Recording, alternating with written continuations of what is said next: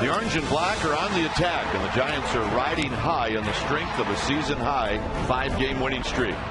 All cylinders are firing, and the Giants are playing as well as any team in the majors. However, there is one small obstacle: Johan Santana. The 2-time Cy Young winner gets the ball today, and the Giants need to beat him for the sweep. And it's all coming up next.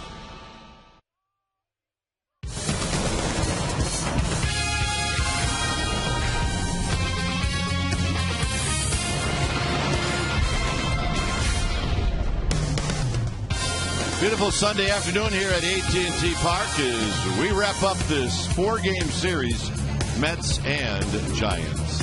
Hi again, everybody. I'm Dwayne Kuiper. Alongside me is FP Santangelo. And the Giants, well, they're going for the sweep, and they couldn't be playing better baseball. They've been fantastic. Now, the key today is you got to beat one of the best, and that's Johan Santana. Yeah, he's coming back from arm surgery last year. Had the arthroscopic arm surgery, bone chips taken out of his elbow. You're talking to Mets people today. He's got good extension on his slider. He's got the fastball command, and his best pitch, as we all know, is a changeup. So he's around the plate. A big task for Giants hitters today, facing one of the best left-handers in the league.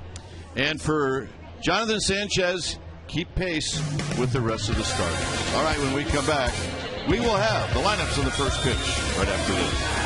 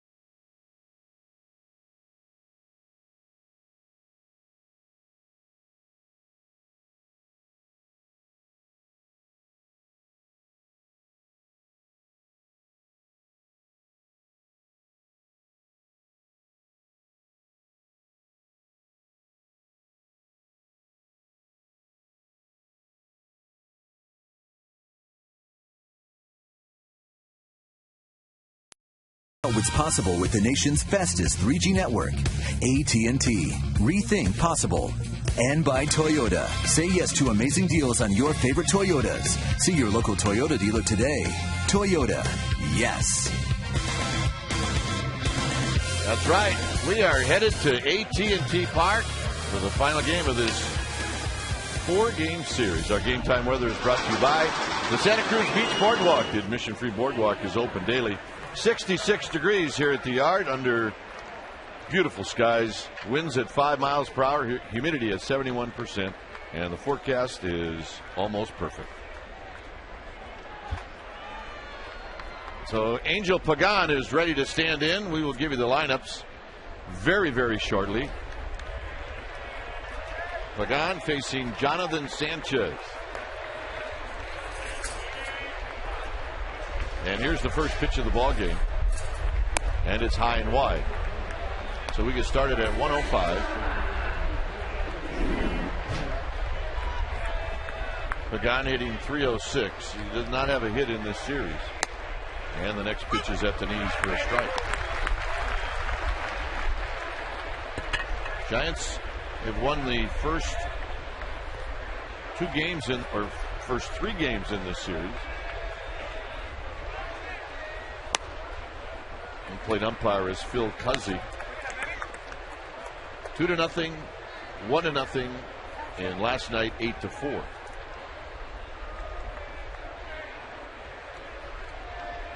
The 2-1 delivery. Popped him up. Sandoval shading his eyes with his glove, and he puts it away. All right, let's take a look at the Mets lineup brought to you by Southwest Airlines. You just saw Pregame. Then it'll be Justin Turner, the rookie, followed by David Wright, Jason Bay, and Ike Davis. Against the Giants this year, he's got 4 home runs, 2 of them against Sanchez. Francoeur Blanco, Tejada 8th, Santana 9th. The defense for the Giants today suits up like this. Burrell and Torres and Huff in the outfield. Uribe and Sandoval on the left side. Sanchez and Posey on the right side. Eli Whiteside doing the catching for the Giants today. Here's Turner. And Turner takes a pitch at the knees for a strike.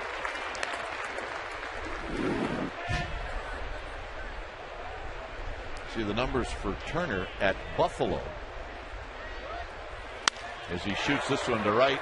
And right there is Aubrey Huff. And the best athlete on the field makes the catch.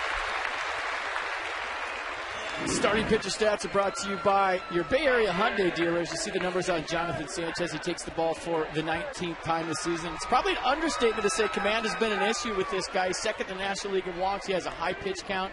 In his last 5 starts, he's had a couple of short stints, 2 2/3 on June 20th against Toronto. In his last start before the break, 3 2/3. So it's imperative that Jonathan Sanchez gets off to a good start today. And so far, so good.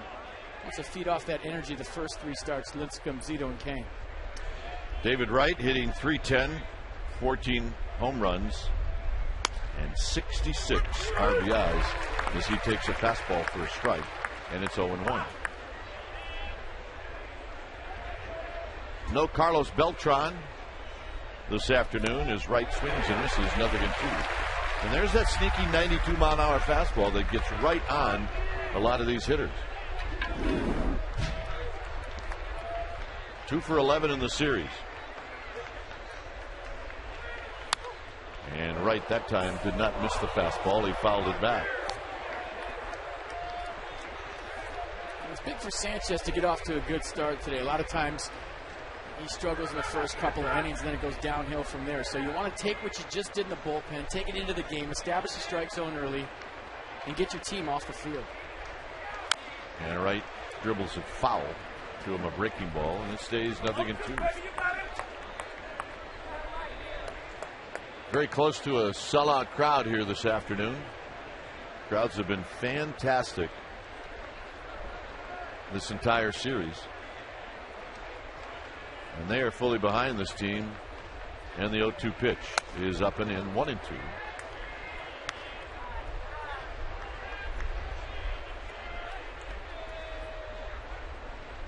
Giants came off of that long road trip with a 7-4 record.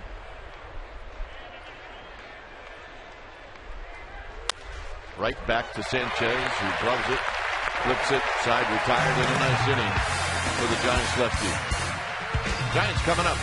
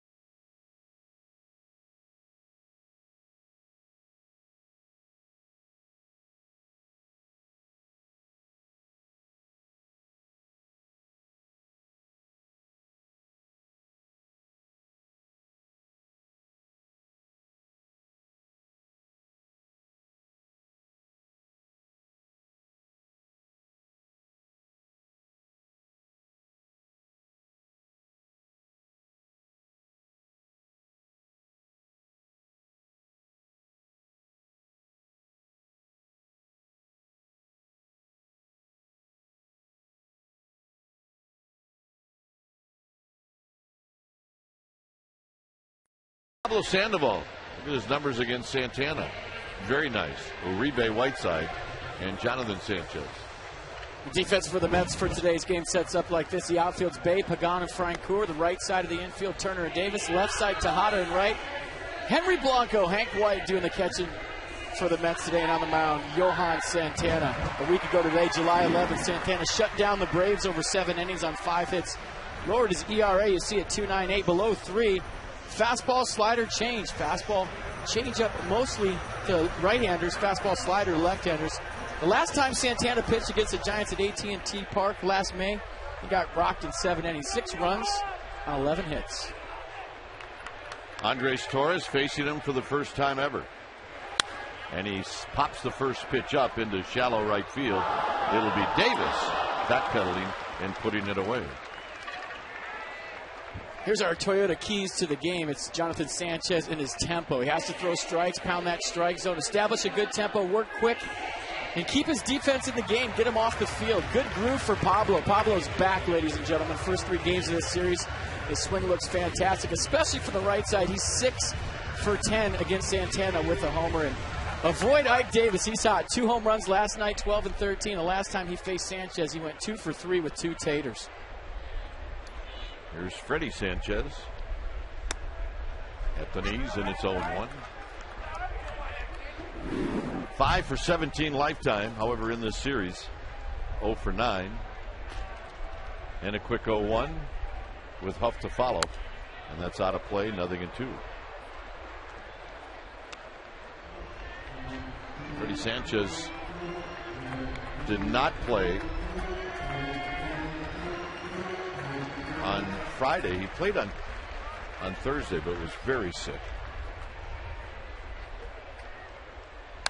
Out of play again, and the game yesterday he went 0 for 5 with 3 strikeouts, which is always very unusual when you see Freddie Sanchez taking 0 for 5.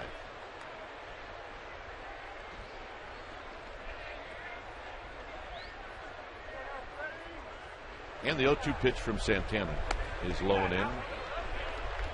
1-2. And when you're a guy that doesn't strike out a lot like Freddie Sanchez, you strike out 3 times in a game and you have 2 strikes against one of the best left-handers in the National League, you're just thinking put the ball in play. You don't want to strike out again your first at-bat after last night. He hooks it foul, making Santana work right now. Freddie Sanchez. Obviously you'd like to get a hit and get on base, but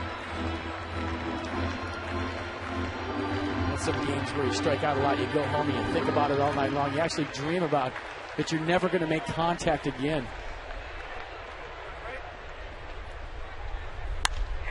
Line to right and a base hit. Francoeur is going to try to throw him out at first, and it's not in time. It's always that fear if that right fielder is playing quite shallow, and if he's got a good arm, that can happen. Well, after you're excited about the fact that you know you got a base hit, all of a sudden you look up and you see Jeff Francoeur in right field, and you got to get it to first base. You got to get after it and beat the throw. How many times in Little League do you see the right fielder cheating in and he throws the guy out at first base? The batter thinks he's got a knock. He's jogging down to first. Gets caught sleeping. Here's Aubrey Huff. Huff bounces this one into right field. Sanchez is going to challenge Francoeur, and Francoeur kicks it. And the Giants have runners at first and third.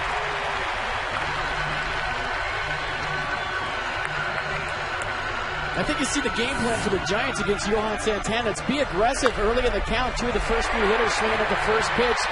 And also be aggressive on the base pass. I love the fact that Freddie Sanchez is going to test one of the best arms in the National League at Jeff Francoeur. And when you've won the first 3 games of a series, you can do stuff like that. If you're Bruce Bochy and the San Francisco Giants, you're playing with house money today. You've won 3 of the first 3 games, and you're trying to sweep the Mets. But the fact that you've won the first 3 games, it allows you to be more aggressive at the plate, on the bases, on defense. Here's Buster Posey.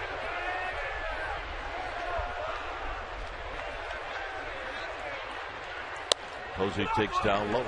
1 ball in, no strikes. They're everywhere. Buster fans are in the park, in the ocean, probably on an airplane. Bus. Cab. In the broadcast booth. 1 ball and no strikes to Posey.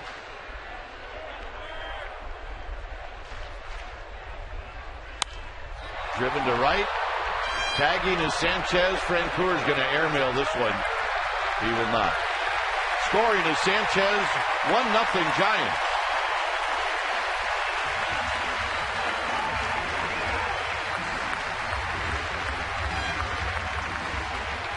Nice sacrifice fly from Buster Posey. Just another lousy RBI for Buster Posey. Got a pitch out over the plate that he can handle. He's been doing that so well since he's been called up, going the other way. We talk about he's 23 years old and looks like he's been in the league for 10 years. That's a veteran at bat. Not trying to do too much. We've seen a lot of ground balls in those situations this year for the Giants. A lot of double plays. Got a ball up and out over the plate. Took it the other way. Great job. Burrow way out in front on a changeup. It's big to score first, especially when you've won the first 3 games in a series. The Mets until last night have had problems scoring runs. You get up 1-0. That one might look like a 5 to the Mets after losing the first 3 games. And a quick 0-2 to Pat Burrow. Burrow 5 for 16 against Santana in his career with a couple of doubles.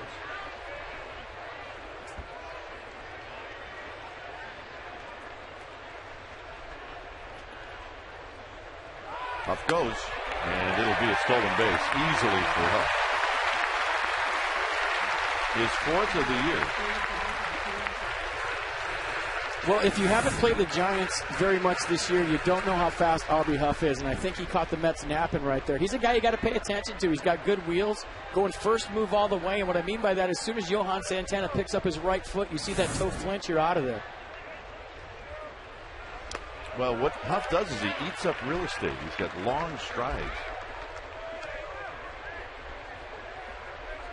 That's one of those deals where you already got to run. You can be aggressive, what I just talked about. You're playing with house money, gamble and go. If he throws over, yeah, you got me. Burrow's leading off the next inning, no big deal.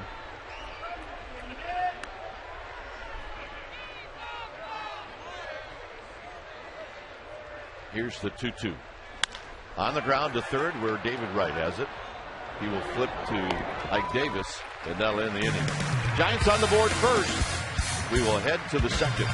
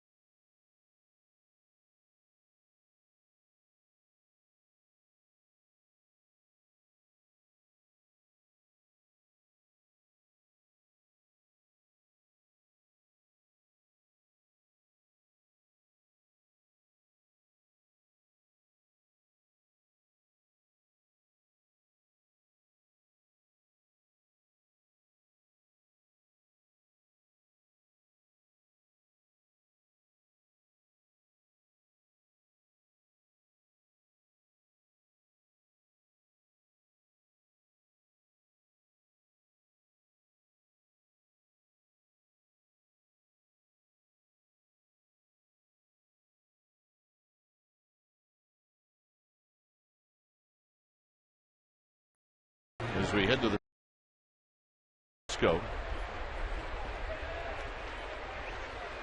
And the hitter is Jason Bay. And Bay takes the first pitch down low. 261, 6 home runs. 44 driven in for Jason Bay.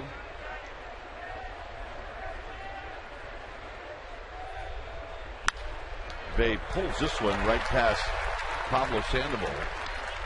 And let's check in with Amy. Amy? Hey, Dwayne, I have an injury update for Giants fans. Todd Wellemeyer, who strained his right quad, is doing very well. He ran yesterday. He actually threw in Arizona last week, and he heads to Fresno. Tomorrow, he'll throw 70 to 75 pitches and then be reevaluated by the training staff. And Dan Runsler, who injured his left kneecap 10 days ago, today he's doing much better. They took him out of the immobilizer brace, and he's in a soft brace, and they're hoping that this week he will play catch on flat ground. Gentlemen? All right. Thanks, Amy. Here's Ike Davis, who takes a pitch low. Davis hit 2 home runs off of Sanchez. And the Giants are in New York in May. That's right, 2 home runs off of Jonathan Sanchez. It's a good pitch to even the count at a ball and a strike.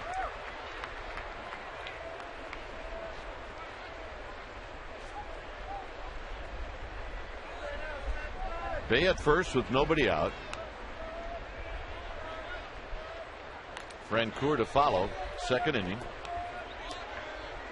And the final game of this homestand, which was a 4-game series against these Mets.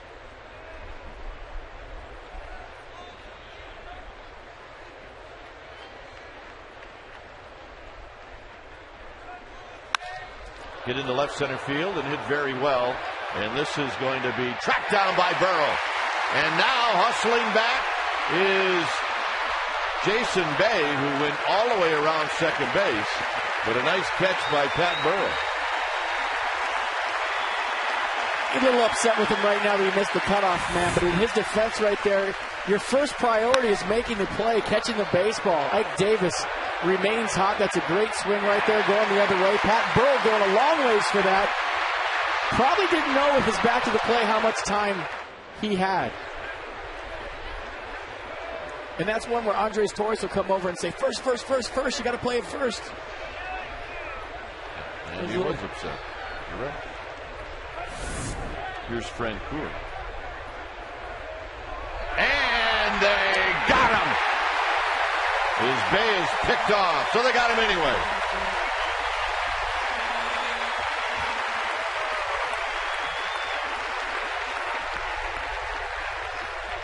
Jonathan Sanchez not known for his great move. And I'm thinking Jason Bay fell asleep right there. A little day game after a night game action. I don't think he was even going. Francoeur, who loves that first pitch, is behind in the count. And that's one where maybe you're just getting your secondary lead and you're convinced that he's going to the plate. I'm just going to shuffle off right here, get my secondary lead, and he's coming to first. And first base coach Razor Shines, I'm sure, was screaming back right there, but it was too late. Now, getting picked off is one thing, but getting picked off when you're not trying to steal, it can't happen. A ball and a strike to Francoeur, hitting .249, 8 home runs, 42 driven in.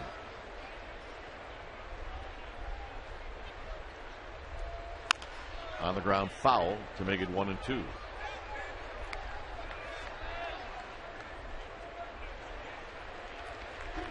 Mets have lost 6 of their last 7. They had been struggling right towards the end of the All-Star break. Francoeur got a pretty good pitch to hit, and he fouls it back.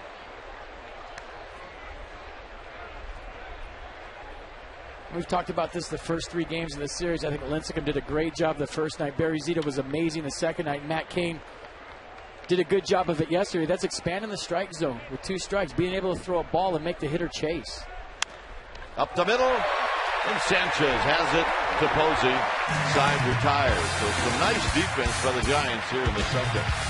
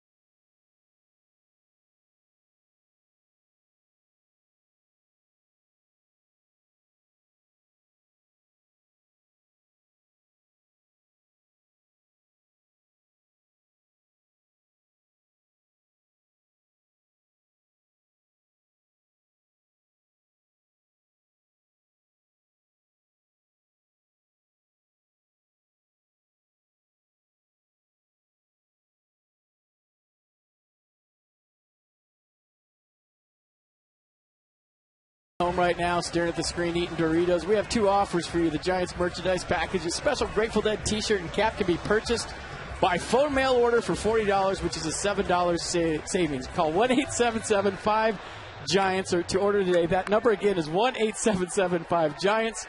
August 9th is Jerry Garcia Tribute Night at the ballpark. Here's Sandoval, and Santana throws, and Sandoval takes low and away.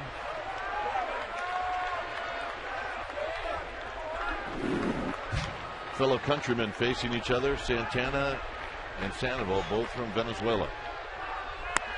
2 balls and no strikes.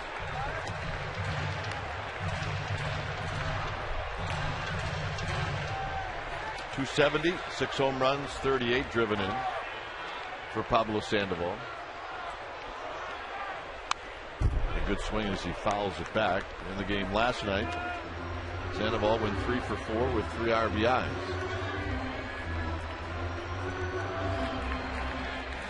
You see how high and slow his right-handed leg kick is lately. It's a mirror image of his left-handed swing, and it hasn't been that way so far this season. Nice and high and slow, right where he wants to be on the right side. Out into the alleyway, and nobody's going to get this one. Is this a triple for the Panda? Round second base, and he will put on the brakes. It's a double.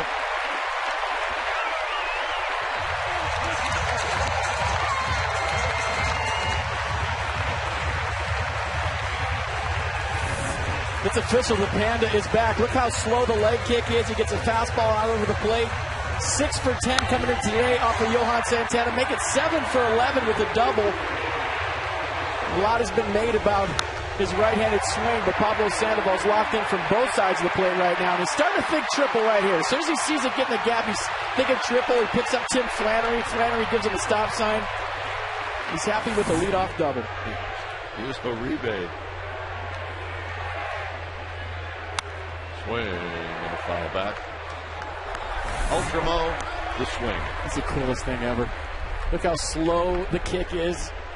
How soft he's landing on the front side. He's staying behind the baseball. He's got his head behind the ball. It's a very powerful position. Earlier in the season, he was really jumpy from the right-handed side of the plate. Diving toward the pitcher. His leg kick was short and quick. His head was moving all over the place. He slowed everything down. Very confident hitter right now. Uribe, pretty confident as well. 3 for 3 last night. Giants had 12 hits in that win. When Juan Uribe was with the White Sox, a lot of those years Santana was with the Twins in the same division. A lot of at-bats for Uribe. 59 lifetime against Santana.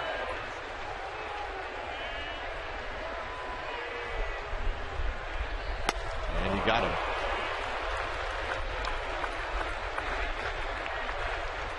First strikeout for Santana, and here's Eli Whiteside. Just a change-up away from Johan Santana. In Juan Uribe's defense, he's trying to move Pablo to third base with nobody out. He sees that ball away. He's trying to hit an 18-hopper to second base. Just a change of speeds on the pitch fooled him. It's the 20th time Uribe has struck out facing Johan Santana. Here's Eli Whiteside. Whiteside looks at a strike. Whiteside has had a couple of at-bats against Santana lifetime. He's 1 for 2.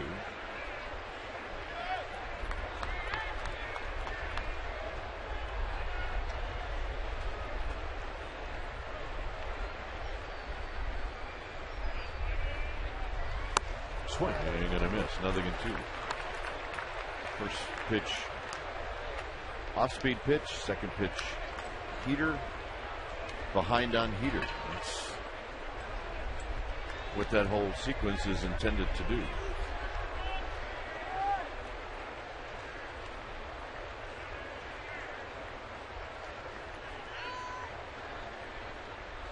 Got him.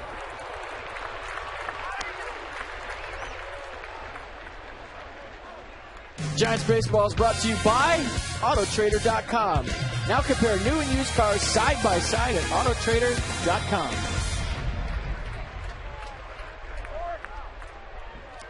Jonathan Sanchez, an opportunity to help himself. He's got 3 RBIs this year. He's hitting at .231.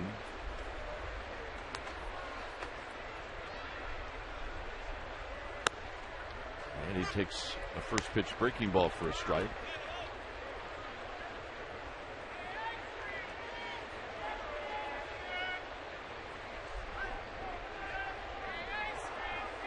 Sanchez picked up 2 RBIs in his last start, which was on the 10th. A little late, 0-2. Hair tardy right there. .231 average this year. That's a good batting average for a pitcher. And I watched him take early batting practice with the staff the other day, and he was launching some balls off the wall in right field. He's got a good swing. He's one of the Giants pitchers that has gotten a lot better at hitting over the last couple of years. And that'll do it. Santana strikes out the side after Sandoval doubled. 3rd inning coming up.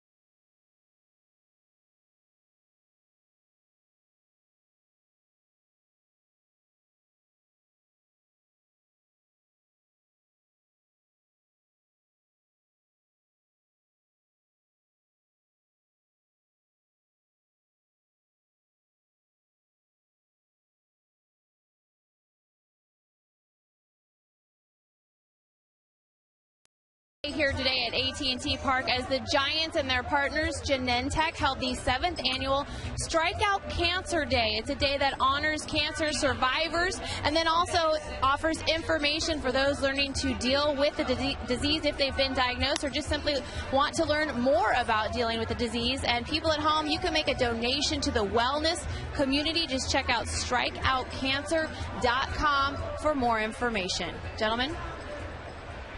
Nicely done, Amy, as always. 1-0 Giants. Bottom 3 here in the 3rd inning for the Mets. It'll be Blanco, Tejada, and Santana.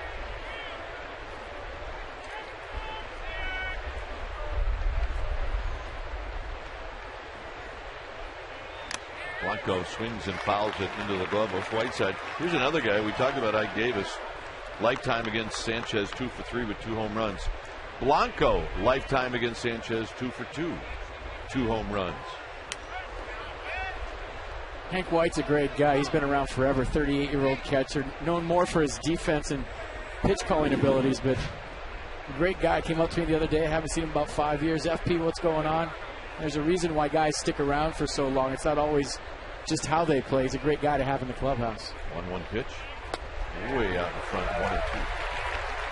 Those 2 home runs came when Blanco was with the Padres.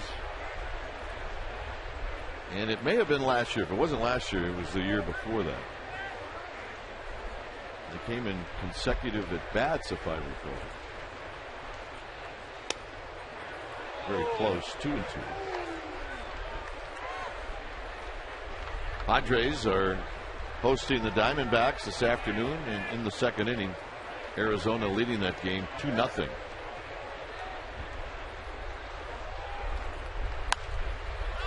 It's going to be out of play. See Jonathan Sanchez, he gets that leg turn early, almost shows his numbers to the hitter, the long stride. And when he's good, he gets that ball out in front. A lot of times as a release point, his arm will drag it. He misses high and away to right-handers. When he's locked and loaded, throwing a lot of strikes, he gets it right out in front. Everything's sort of on time.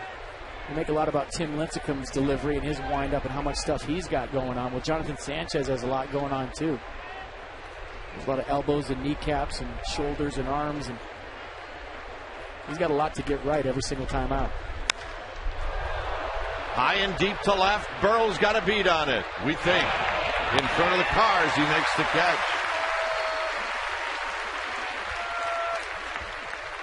Giants Baseball is brought to you by the Solar Company. Call 877-60-SOLAR for 0 down, 0 payments for 12 months. As a qualified buyer, or ask about their 0 down lease option. Offer expires July 31st, the same day as the trading deadline.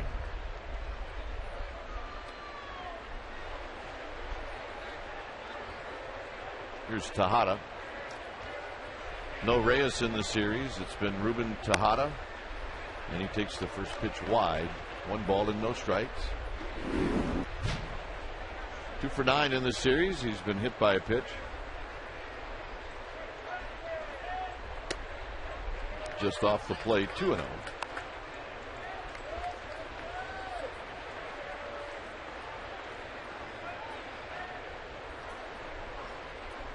Johan Santana is on deck.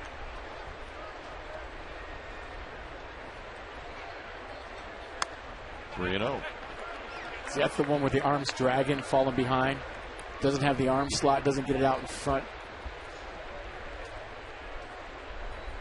Get on top of the baseball, get it out front. A lot of times an off-speed pitch will get you back into rhythm. And a 4-pitch walk. Tejada wasn't so sure. And that'll bring up Santana. Santana is 5 for 36. On July 6th, Santana with a home run. His first career home run against the Reds. 12th pitch of the at-bat off of Matt Maloney. Here he's going to bunt and he takes a strike. 12 pitch at bat, not bad. Good athlete. Just tell by the way he feels his position, the way he swings the bat, the way he carries himself.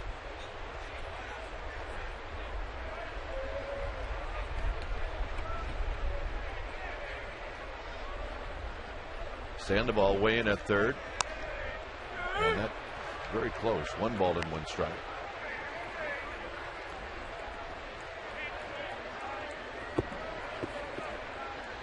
Mets are 18-27 on the road. They're 9-9 against the West. I want to throw to first right here and see if he's still bunting. He's scoring around early. And he bunted that twice. And it's 1-2. The ball came right back up and hit the bat.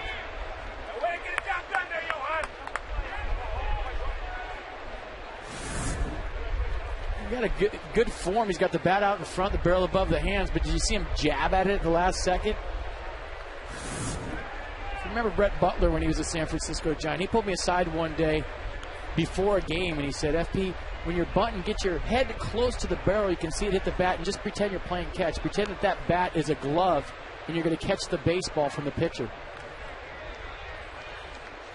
Good advice. And when you play catch, you don't jab your glove at the ball when it's coming towards you. Just put your glove out there, maybe even go back a little bit with it, but you never jab toward the ball. 1-2. Now he pulls the bat back and he fouls it off the backstop.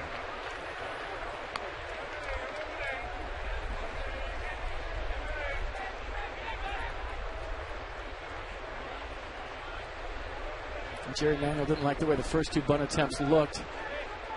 So Chip Hale taking the bunt off, putting the Butcher Boy on. I like that play with 2 strikes. He may do it again here.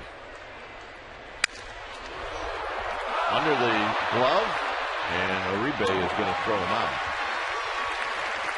So Sanchez had that ball scoot under his glove. Uribe was going to the bag to cover. So Santana retired, and the hitter will be Angel Pregame. Jonathan Sanchez missed that one because just like Johan Santana on the mound throwing changeups, that was a changeup off his bat. Took a big swing right there, and obviously the bat broke. But as a pitcher, you get your glove down quick, you think it's going to be a bullet right back towards you, and it doesn't get there. Came up on it, went through, and Uribe made a good play. High and deep into center field, and Torres is not going to get it, and it bounces into the seats for a ground rule double, and this game is tied.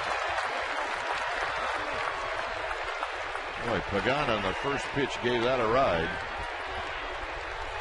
and he ties it up. Angel Pregame showing a lot of power right here. Just a ball out over the plate, stays through the baseball. Warm day here at AT&T. The ball's going to carry. Andres Torres giving it a good run. There's nobody that's going to catch that ball. That ball was smoked. Well, that's not what's going to bother Bruce Bochy. The walk to the 8th place hitter is going to bother Bruce Bochy on 4 pitches. Here's Justin Turner, who lined out to Aubrey Huff in right field in the first inning. And the first pitch is outside, 1-0.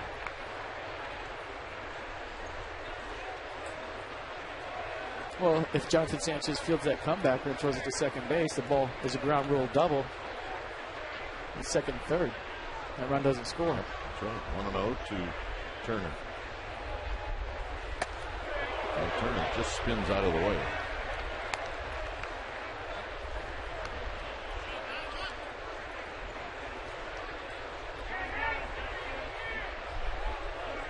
Well, this is where Sanchez has to bear down. I mean, David Wright on deck, and you've already given up a double, and you walked a guy in 4 pitches, didn't field a comebacker to you. Things tend to unravel for him sometimes. Got to bear down right here and get Turner. Sanchez now jogging in, and this will retire the side. Mets do tie it up on a walk and a double. Torres will lead things off.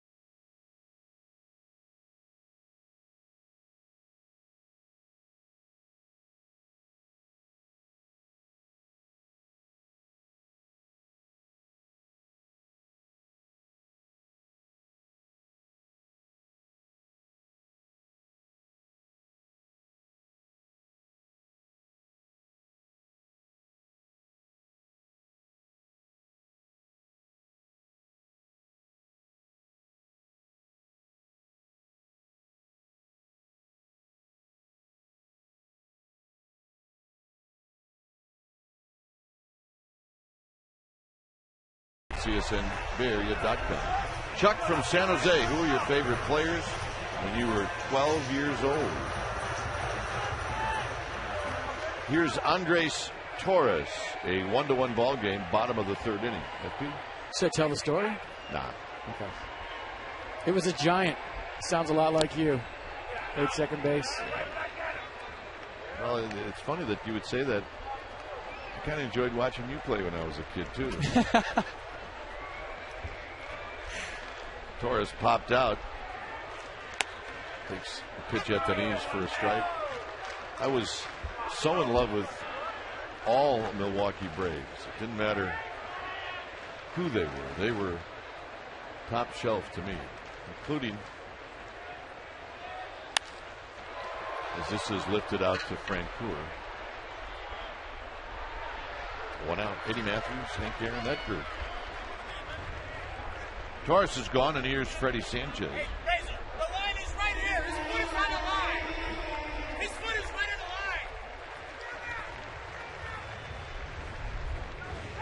line. Are you a Jack Clark guy? Jack the Ripper. Absolutely. The only guy I can ever remember as a kid, I used to like watching him strike out. Never took anything out of his swing. Because he's got a beef with somebody. And I'm not sure who it is. Is it Razor Shines? I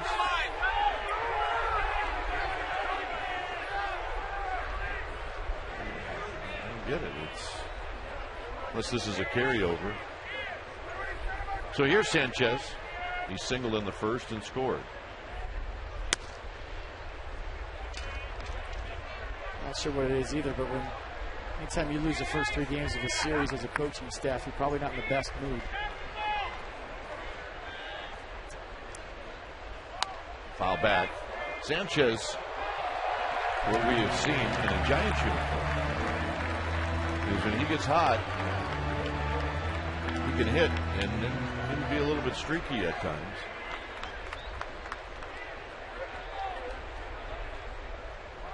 So a hit in his first at bat is a good thing. And now he's got 2. Luxury suites at AT&T Park are the premier choice for client entertainment, family events, or any special occasion. A limited number of these suites are available to rent on a pre-game, per-game basis, including our upcoming series against the Padres and the Cubs. For more information or to reserve your suite, call Giants Sales Executive at 415-972-2298. They're probably standing by right now. They'll answer that call. Here's Aubrey Huff, who singled in the first. Aubrey Huff in that first inning did nothing more than just hit a ground ball in that hole between first and second. Notice how the shift isn't on anymore for Aubrey Huff. After he beat it the other night with a couple singles to the left side, they're playing him straight up. Blown away, 1 ball and 1 strike. The first couple of nights, David Wright was over here. Tejada was over here. He just hit a couple ground balls through the hole. Now they're playing him straight up.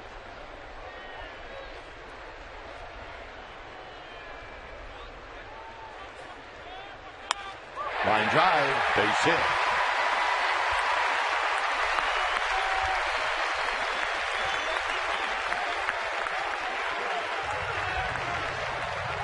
Here is our Ford Wright choice. We go back to last night and we check out the kid, the phenom, number 28, Buster Posey, getting a fastball up and out over the plate. That's been his pitch of choice lately. Our new buddy in right field not making the play, but Buster Posey has been absolutely positively on fire. Comes up right now with runners on first and second. This is what we used to call in the dugout, right man, right spot. Picked up an RBI with a sacrifice fly in the first inning. That's where he ranks this month. Gotta get those RBIs up. Second, come on. Swing. First pitch changeup.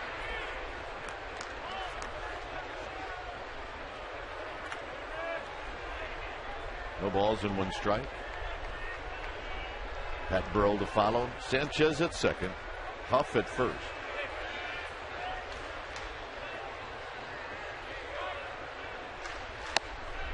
Just inside to even the count. First base today for Buster Posey. That's the manager's idea of giving Posey a day off. Day off from thinking. Let's go out there, check out the sights, worry about your ABs.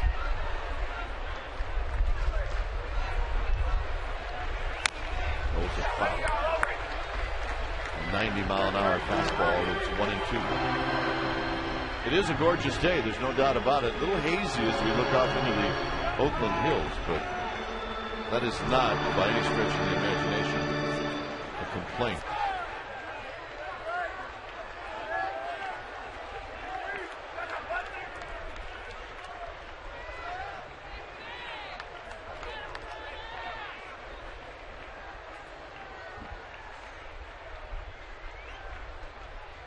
The 1-2.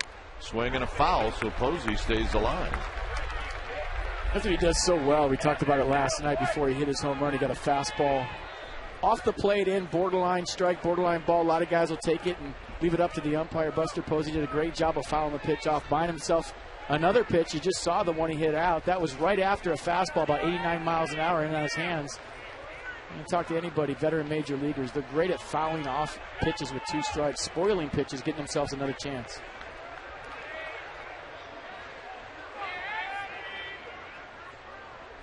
And he got Posey way out in front. 4th strikeout. And here's Pat Burrell. The thing about Santana's changeup is it looks just like his fastball. I mean, there's been a couple of times up here in the booth where I'm looking at it on the monitor. I have to look at the speed up in the right-hand corner to decide what pitch it is. Usually with a left-handed pitcher, the changeup will tail away a little bit more than his fastball. It has some diving action at the end, but with Yohan Santana, it's a straight fastball and a straight changeup. Both pitches look exactly the same. One's 90, one's 80.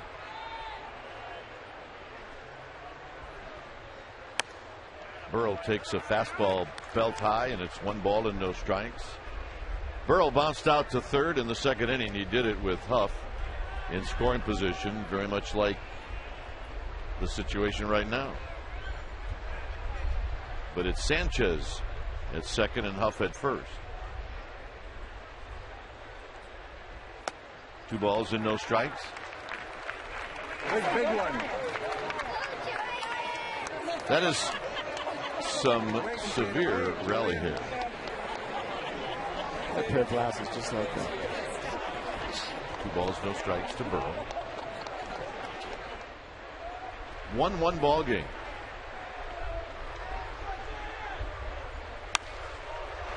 This pop-up is going to be out of play, and it's 2 balls and 1 strike.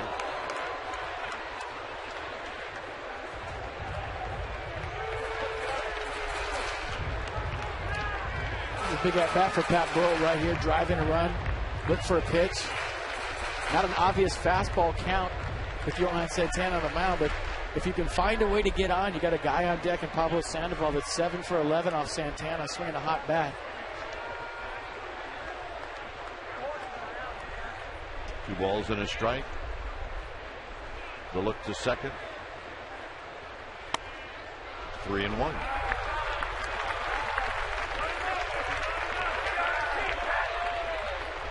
As a hitter right here, even though Santana's got a good changeup, you never give up on the fastball. When you've worked as hard as Pat Burrell has in this at-bat, taking some borderline pitches to get into a 3-1 count, you're sitting dead right. If he throws you a changeup, swing and miss by a mile, buy yourself another pitch, but never give up on the fastball. Always looking for number 1.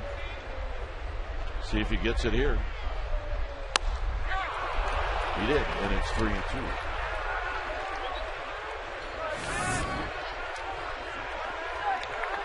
You look at the grip right there for Yohan Santana. That's his fastball grip all the way. Throwing the cheese and talking about that 3-1 pitch to Burrell. He was sitting fastball, but that was pure paint. You don't want to offer at that pitch on the black when you're heading the count that far. And then right here, stay on the fastball. Throws you a change, hang over.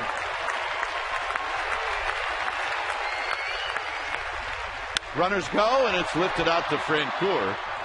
And this should end the inning. And it does. Dave Fleming will be in for the next 3 innings. I'll head over to the KMBR side. It's 1-1.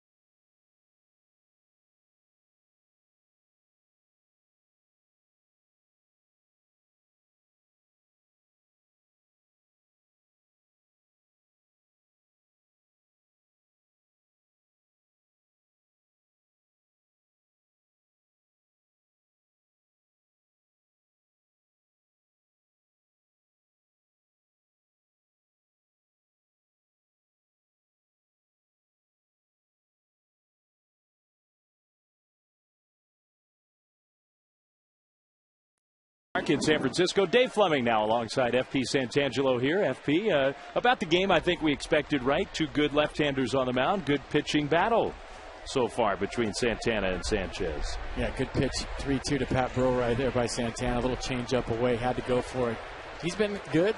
Jonathan Sanchez battling through some adversity early. He's been good. A couple of good lefties on there. This is about as good as it's been for the Mets in this series. They have been playing from behind the whole time in San Francisco as the Giants are looking for a 4-game sweep. It's the heart of the order here. David Wright, Jason Bay, and Ike Davis coming up in the 4th.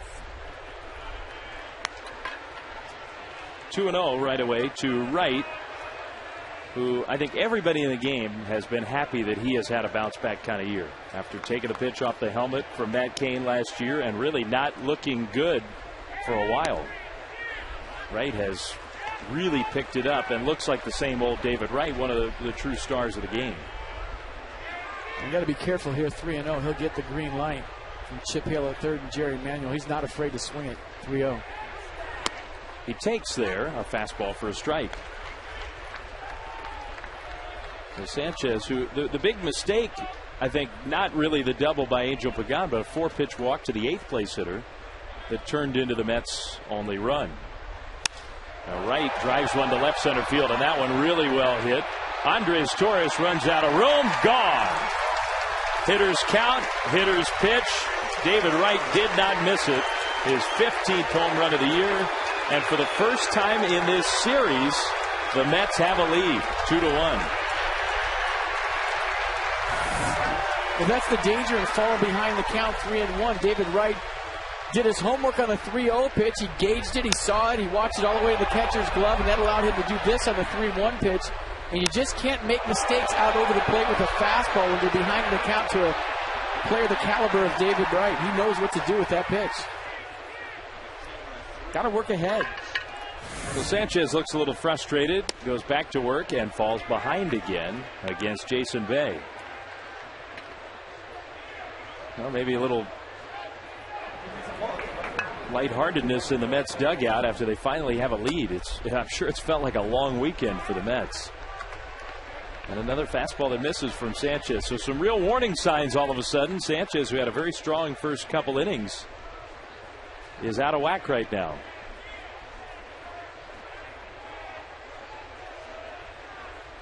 (2-0). Bay takes one that just kind of eases in there for strike one. Well, it's a good call by Eli Whiteside behind the plate. A lot of times with Jonathan Sanchez, he loses a release point on the fastball. You get him back out in front, locked in with the off-speed pitch. Fastball hit to center field. Not quite well enough, though, this time.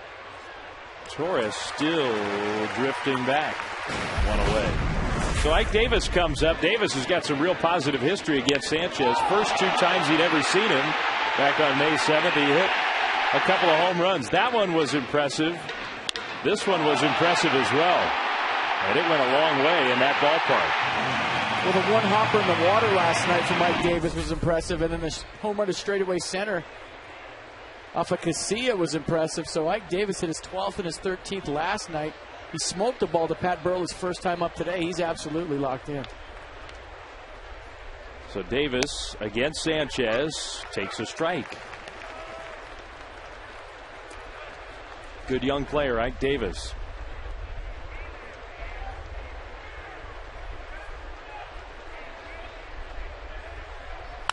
He lines this one to center field. Torres will have to play it on a bounce. Another hit against Sanchez. Here comes our AT&T quiz. Our trivia question is brought to you by AT&T. Rethink the possible. Who holds the San Francisco record for most home runs in a month by a rookie? Not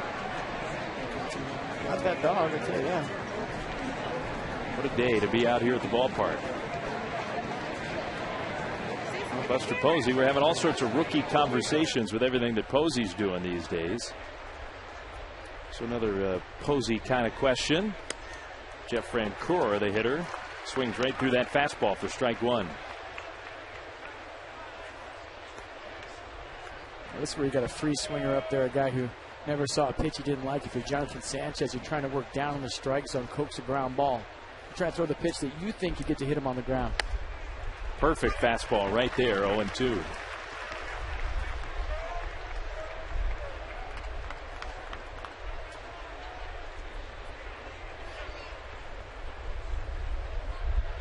Mets have taken a lead in this series for the first time. Sanchez, who's already picked a man off of first base, chases Ike Davis back to the bag.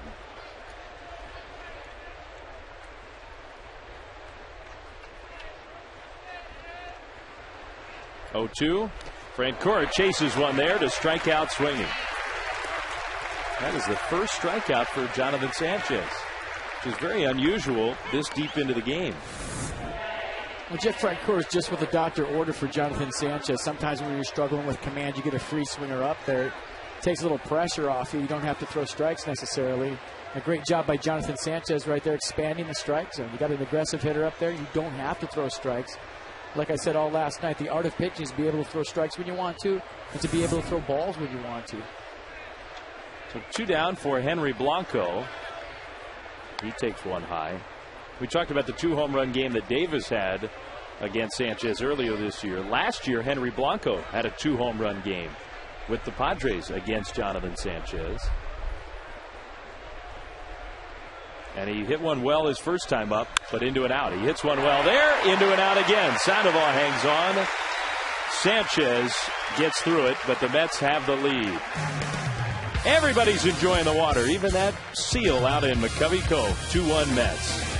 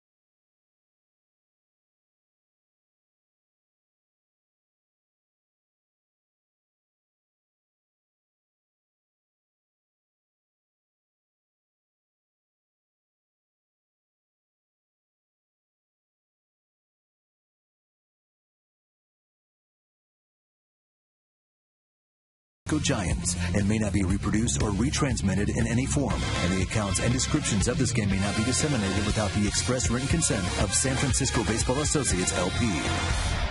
All right, check out the answer to our AT&T trivia question. It might have to do with those 2 guys sitting in the stands right there. The answer is not Mays and McCovey, Orlando Cepeda. 9 in May of 1958. Had that one all the way. Home runs by a Giants rookie in a single month. The great baby bull, Orlando Cepeda. Posey is on that list. He's hit 7 this month. Some pretty good names in there. How about Jim Ray Hart? The couple of months he had in 1964 as a rookie. McCovey, Cepeda, and now Posey. And it's July 18th, so Posey's got a good opportunity if he can keep that home run swing going to set a new Giants record. Sandoval ahead of the count 2-0. The Panda is feeling so much better at the plate all of a sudden. He doubles his first time up.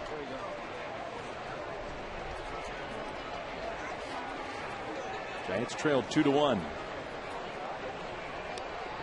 That's ball 3. And check out the leg kick by the Panda. We've been talking about that the last couple of days. He's getting up there nice and slow and early. And what that does, it allows him to keep his head still, be on time for the pitch. And right here, when you're heading to count 3-0, if you're not swinging, it's a good pitch to do a little bit of homework on. Work on your timing right here. See the ball big. Get your leg up nice and early. And it's ball 4.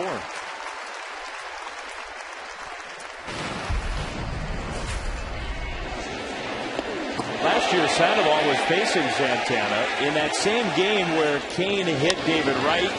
They threw behind him, and later in that at-bat, he took Santana deep, which you know was meaningful for Pablo. And Sandoval doing it again against Santana. No home runs today, but 2 more good trips to the plate for Pablo Sandoval against his fellow countrymen, 2 Venezuelans. Uribe now takes a strike, and Santana, Johan Santana, is one of the most revered baseball players ever to come out of that baseball crazy country. So Pablo, a young guy, doing it against Santana. I think as much as almost anything he's done in his big league career, his success against Johan Santana has meant a lot to him. Strike 2 on a foul ball. It's a strange dynamic as a player. You grow up rooting for guys, you see them on TV, then all of a sudden you're standing on the same field with them. And then if you're lucky enough to actually get in the batter's box and face them and have some success, it's a real surreal experience. So it's a good point you make. I mean, Pablo Sandoval grew up worshiping this guy. Now he's 7 for 11 with some serious ownage on him. And then he throws behind you. And then all of a sudden maybe you don't revere him as much. 0-2, Uribe could be 2. Santana, a little wild throw, but a great play at second by Turner to start that double play. 2 down. Very rarely do you see the second baseman take the throw from the pitcher on a double play attempt, but Johan Santana maybe fooled by that a little bit, threw it to the shortstop side of the bag. Turner coming across, his momentum going to left field. Nice play in traffic. So a double play means 2 down, bases empty for the 8th place hitter, Eli Whiteside. He looked a little rusty his first time up, which would be fully natural. He has not played in a while with the All-Star break, and Posey getting the vast majority of the playing time. Santana's 1-0. Driven to center field, but not deep. Pagan is there. It's a quick inning for Johan Santana. Mets lead the Giants 2-1.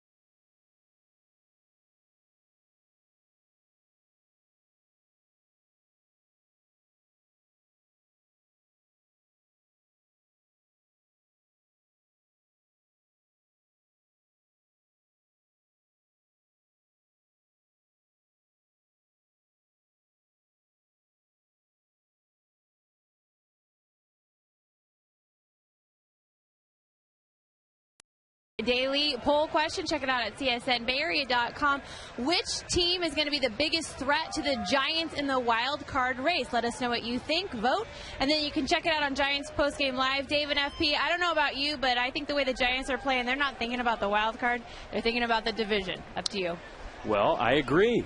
I think every team's goal is to win your division. The wild card just sort of comes into play in the very end.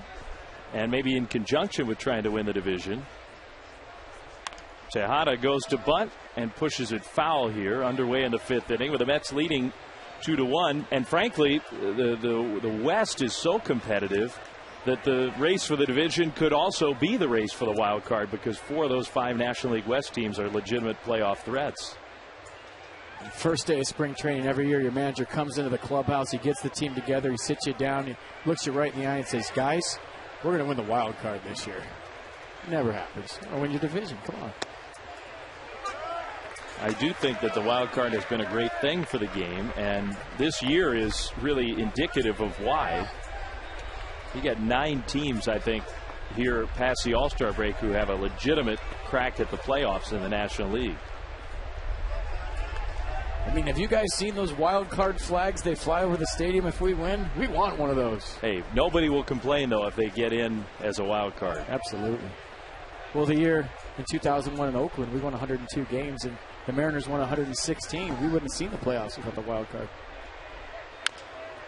Little soft roller to third. Sandoval with a nice pickup and a nice throw. Well, we've been talking about Jonathan Sanchez, our Bloomberg Sports graphic. Sanchez's ERA, and you're looking at year to year, so season by season, how it's improved. And it really is true. He has gotten better as a pitcher throughout his career, consistently better. This season, that earned run average is well below what it has been. And so even though this guy can still be frustrating, and we've seen it even within this game, he has moments where he just kind of loses it. I think it's important to keep in perspective how solid he really has been. And he gets ahead of Santana with a strike. And that stat makes sense to me, because the longer the season goes, the more adjustments he's making. He's figuring things out. And he's got so many parts that are going on in his windup. He's got so much with his delivery that he has to be absolutely on time with his release point. And sometimes he has it, and sometimes he doesn't. Santana with a base hit up the middle. Well, he's a good hitting pitcher, and he showed it there. With a single to center field with 1 out, he's aboard. And that'll frustrate Jonathan Sanchez. And we talked earlier about his bunt stance, that he's a good athlete. You watch him field his position as a pitcher, and right there, just look at the batting stance. That guy does not look like a pitcher up there hitting. No surprise that Johan Santana can hit too. And if you're the Giants right now with Angel Pagan up, you have to watch out for the hit and run. Jerry Manuel likes to run. He likes to force the issue on offense. And even though there's a pitcher at first, like I said, he's a good athlete. He can run. Not a bad time to hit and run. Sanchez from the stretch. And just misses outside, ball 1. Pagan doubled in the Mets' first run, his last time up, to deep left center field. David Wright, since then, has hit a home run to put the Mets on top.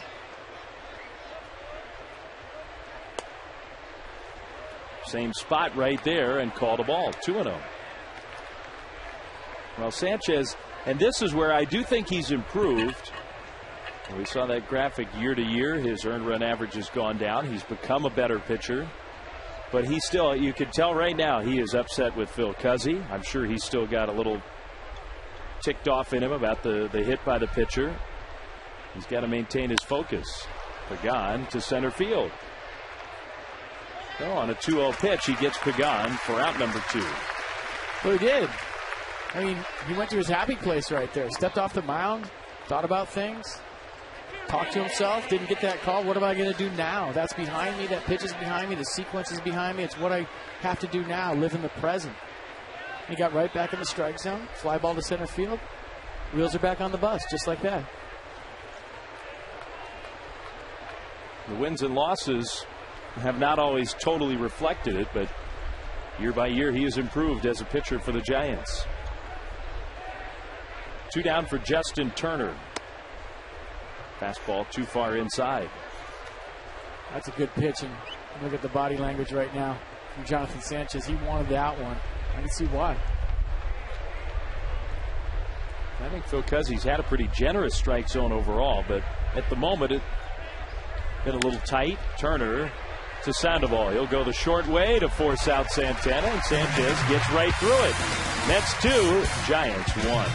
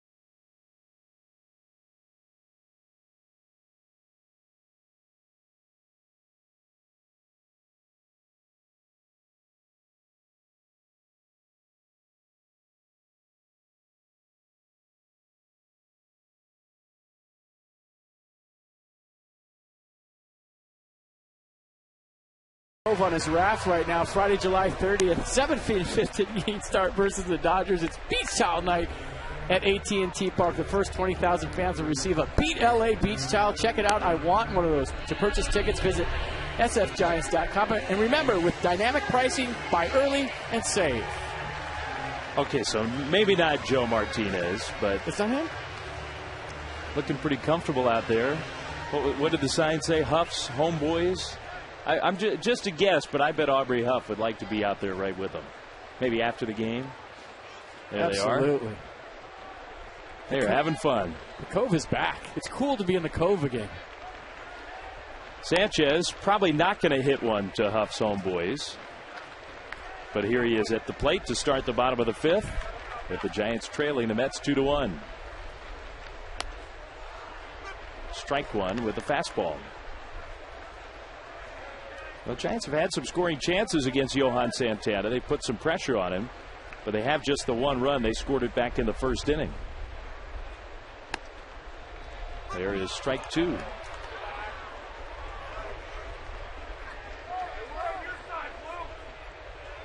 Jonathan had a big hit in his last start to knock in a couple of runs.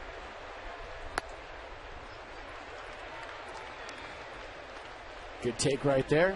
Make him fire some bullets. Get the pitch count up. You get on base, it's a bonus. He has become a better hitter. He's still not a real good hitter, but he's definitely improved. And he takes a pretty good cut there. Jason Bay, though, with time to get to the ball and make the catch.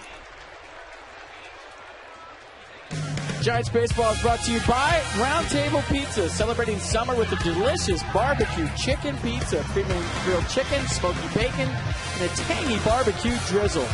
It's barbecue taste at a special summer price. Call Round Table today. Some of that drizzle. Andres Torres comes up here for the third time, and he takes a strike. Andres trying to get the Giants going. When he gets on base, good things happen. He has not been getting on base all that often in this series. 1 ball, 1 strike to count. Andres didn't play in game 1. The only other time in these last 3 games that he's been on, he hit the 3-run home run, which was a huge hit last night. But otherwise, the Mets have kept him from getting to first base. Santana misses high. A lot of times with leg kick guys and timing guys, I think we're seeing it with Pablo Sandoval and Buster Posey. You have high highs and low lows. I mean, you're either really, really hot or really, really cold. You remember Buster Posey went through that 5-for-40 streak. Andres Torres right now looking like he's trying to get his leg kick time. There is strike 2. That's just one of those things that leaves you every now and then. You feel like you got it, you're locked in, you start it nice and early and it's slow, and then for whatever reason, kind of like a tempo in your golf swing, you kind of lose it. It takes a lot of work to get it back. Andres down the left field line, headed toward the corner. Jason Bay can't get it. Andres speeding into second, makes it there easily.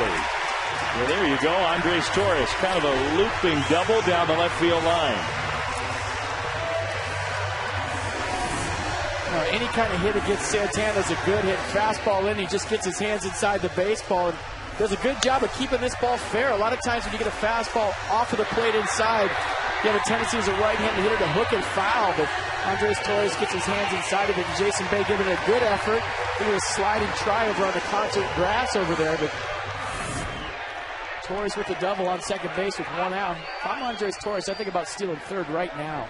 Well, he loves to steal third with a left-handed pitcher on the mound. So we'll see. And he got a right-handed hitter at the plate, Sanchez, who dribbles one toward third. David Wright will make the play, and Andres has to hold. Freddie Sanchez has a couple of hits already today. He's feeling good at the plate, but for me, a number 2 hitter right there in a 1-run game. And you saw Andres Torres kind of shuffling off second. He looked like he wanted to go. Santana did a good job of looking him back, but maybe give him a chance to get the base. Give him a chance to steal third with 1 out. Then you drive him in. Andre's still in scoring position, but now it's going to take a hit with 2 down. Aubrey Huff already has a couple of hits in this game. 2 for 2. A hit here, and the Giants will tie it up. Huff goes after that first pitch and fouls it off. And that's easy to say up here in the booth. You know, you're not in the batter's box. And Johan Santana, one of the elite lefties in all of baseball, is a guy that you don't want to get to in a two-strike count with. So if you've watched the Giants today, a lot of their success has been early in the count. So I understand why Freddie Sanchez was hacking right there. But sometimes when you have a legit base stealer on second base with one out, you have to give him the opportunity to get to third. Santana is still paying attention to Andres Torres, and he misses to Huff. 1-1. Let's give him the token looks with 2 outs right now. You got to concentrate on the hitter. You got one of the better left-handed hitters in the National League, and Aubrey Huff up there. You don't want to steal third with 2 outs, especially with a left-handed hitter up there. Huff out in front there. 1-2.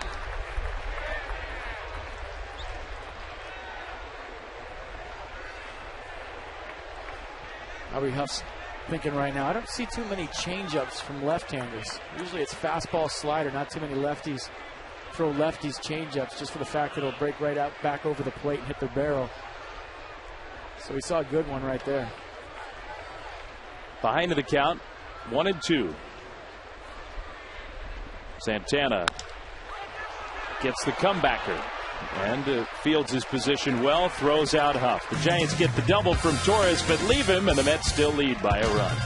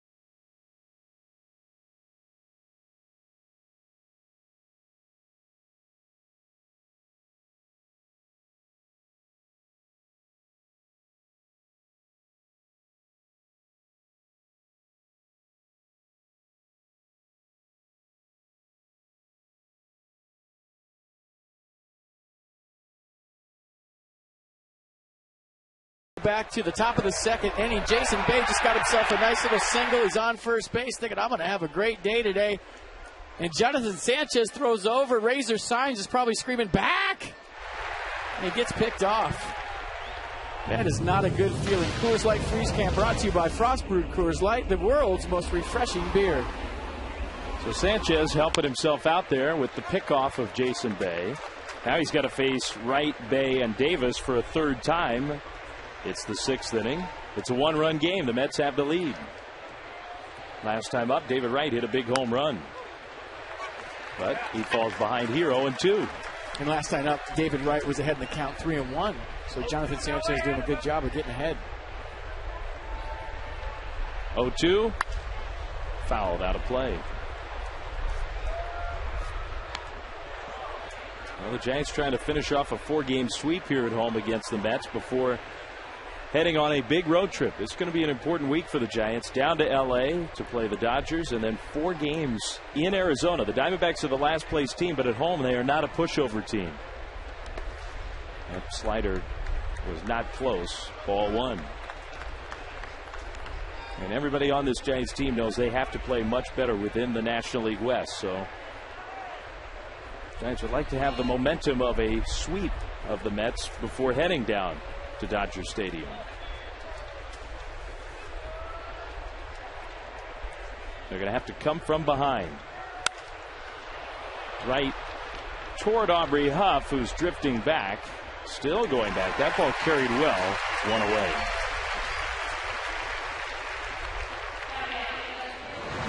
Giants baseball brought to you by Big O Tires. Post your comments about the San Francisco Giants on the Big O Tires sports blog at csnbayarea.com. On a beautiful day in San Francisco, not a cloud in the sky. Just a perfect Sunday afternoon. The Giants and the Mets. Here is Jason Bay. Foul ball for strike one.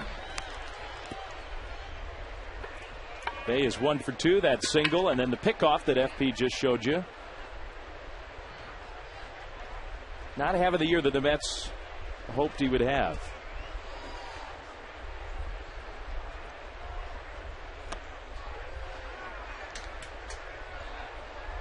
No swing on the appeal, according to Angel Campos, first base umpire. Jerry Manuel the other night putting Jason Bay in the 2-hole for the first time this season, only the second time in his career he's ever hit second. You talk about the Mets getting a guy and paying him a lot of money to hit jacks and drive in runs. He hasn't done that yet. 6 home runs, 44 RBI, 19 doubles. And he probably did that because of injury, I understand, but when you pay a guy that much money and you want him to drive in runs and you're hitting him second, there's something going on. Well, I think much in the same way the Giants talking about getting Pablo Sandoval going in the second half and maybe adding a hitter without having to make a trade. I think the Giants would say the same thing about Jason Bay, who was just a monster last year with the power numbers. 36 home runs, 119 driven in with the Red Sox. It's another foul ball here. But when he signed that contract with the Mets, to me that was a head scratcher, because you went from a hitter's ballpark and you're going to Citi Field where the ball goes nowhere. It's spacious. You're not going to put up the same numbers. And if you play in a ballpark, and we've seen a lot of the Giants do this, it's frustrating when you square up a lot of balls and you're not getting rewarded for it. It gets in your head. You try to change your swing. You try to change your stance. Uribe, nice pickup, has to hurry, not in time. Bay does have pretty good speed, and he beat it out. He'll get credit for the infield hit.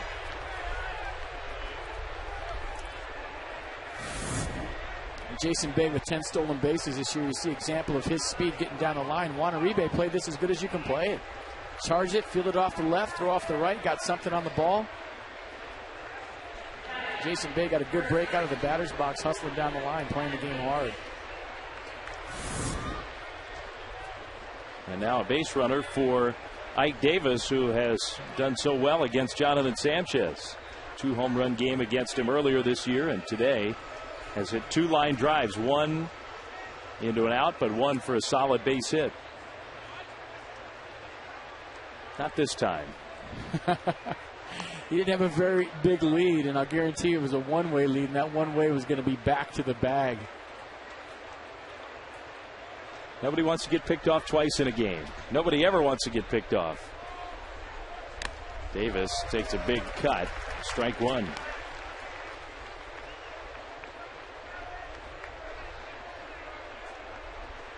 And guys, the guy that feels worse about all that is the first base coach. I mean, you don't have a lot to do as a first base coach. You walk up to the guy, you tell him how many outs there are. Maybe you have a system set up for the signs where you have a verbal. But when you're coaching first base, you kind of like an NFL coach, the get back coach on the sidelines. You got to keep all the players away from the field so they don't get the 15-yard penalty. Same thing for Razor Shines. His first priority is to scream back as loud as he can for 9 innings. Well, now maybe he's saying, just stay close to the bag, will you? And Razor, a former teammate of mine in Indianapolis in 1992. Great guy. 1-2 to the left-handed hitting Ike Davis here.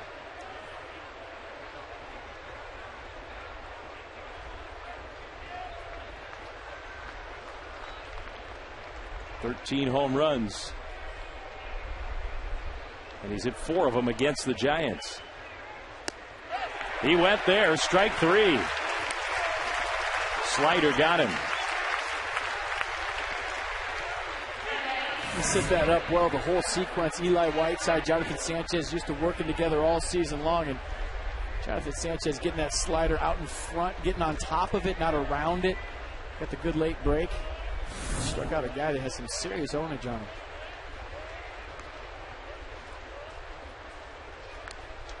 Still paying attention to Jason Bay over there at first base. And with 2 down, you figure that Bay could well consider even having been picked off, trying to get to scoring position.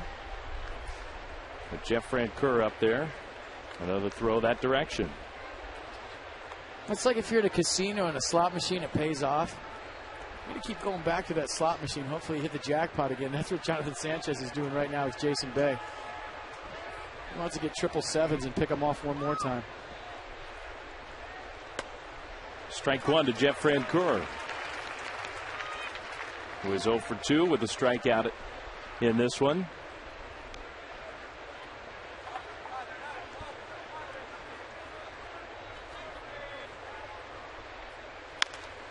Pulls that one foul. And now Sanchez in a great spot with the free swinging Francoeur ahead 0-2. Take a couple of pitches and see if he'll chase one. Yeah, you got count leverage right here for Jonathan Sanchez. You know you got a free swinger up. I think actually his last at bat when he got Francoeur was just what the doctor ordered. Sanchez was struggling a little bit. Francoeur came him up. He's a free swinging guy. Strikes him out with a high fastball. Good pitching by Sanchez to work around the infield hit. 2-1 Mets.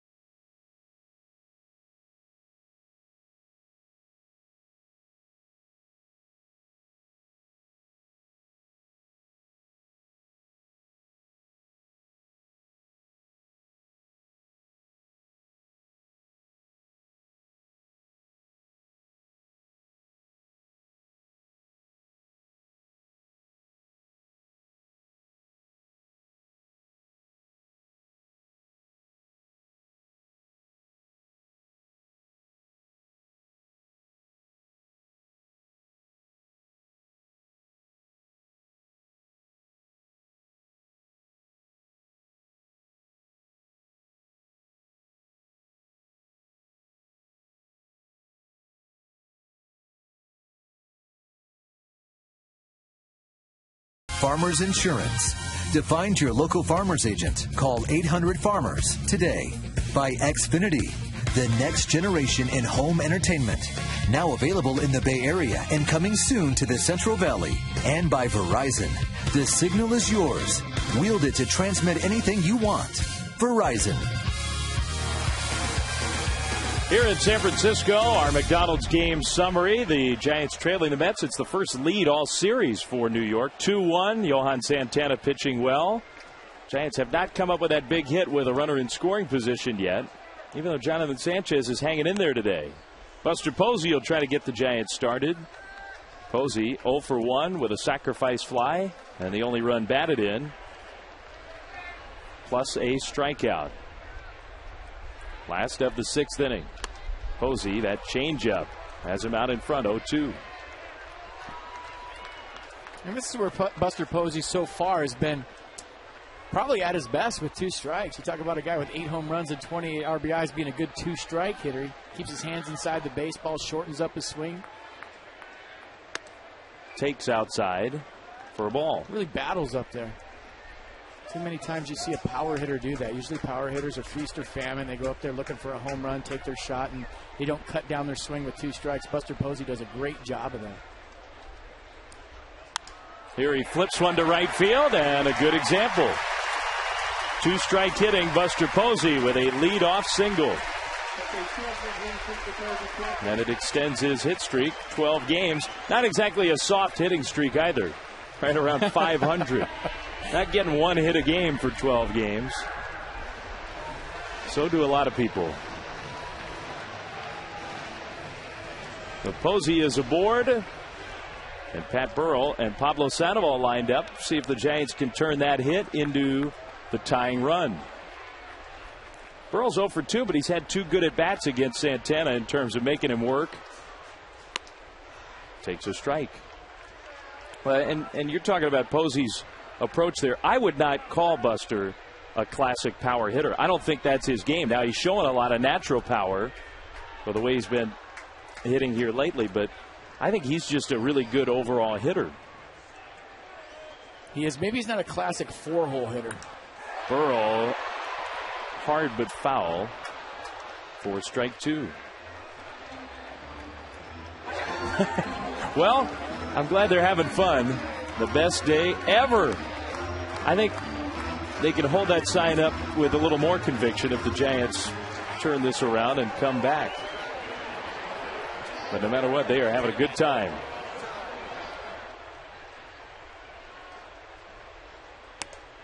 High for a ball.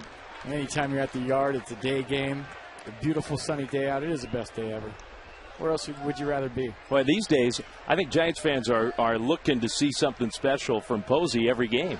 And we haven't seen maybe the spectacular, but he's got a hit, he's got a sac fly, and a run batted in. Santana tries, looked like a slider there and missed inside. You don't see that too often to the right-handed hitters.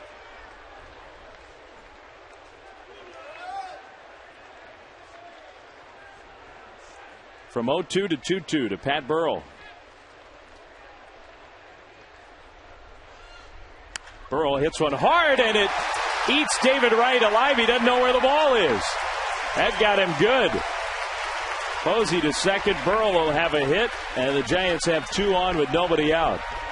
Man, that really got him. And the Mets will hope that he's okay. That's a good defensive third baseman, too, you're looking at right there. If he doesn't make the play, it's definitely a hit, and they ruled that a base hit. That ball was absolutely scorched. He didn't have a chance to get a glove on it. Look, he's good ready position, waiting for the ball, and that just handcuffed him. You know what happened right there is when you get around a baseball, it actually hooked toward the line, even though it's that low, it's that short of distance, and you go to field it traditionally with your glove out in front, and it almost hooks to the backhand side. You don't have time to get your glove over to the backhand side. You don't have time to turn your glove over. And you're just in defense mode right there. And for David Wright, that was a heat-seeking missile. Well, he's trying to stay in this game, but his right knee is barking. And you know, teams who have come here to San Francisco lately have not left intact. We saw the Red Sox lose Pedroia, lose Clay Buchholz, lose Victor Martinez. Manny Ramirez went down when the Dodgers came here. And David Wright, he is trying to get it out, but he's not feeling good. He's going to be all right. They hit him on the outside of the knee. If you've ever iced your knee, there's a nerve on the outside. It's almost like a funny bone on your knee. If the ball hits there, it's one of the worst feelings you can possibly have. Gets you sick to your stomach, but it's like getting kicked in the shin. It goes away after a couple of minutes. He'll be feeling that on the plane tonight, though, I'll tell you that. Hits him on the outside of the right knee. Not a lot of padding there. It's all bone.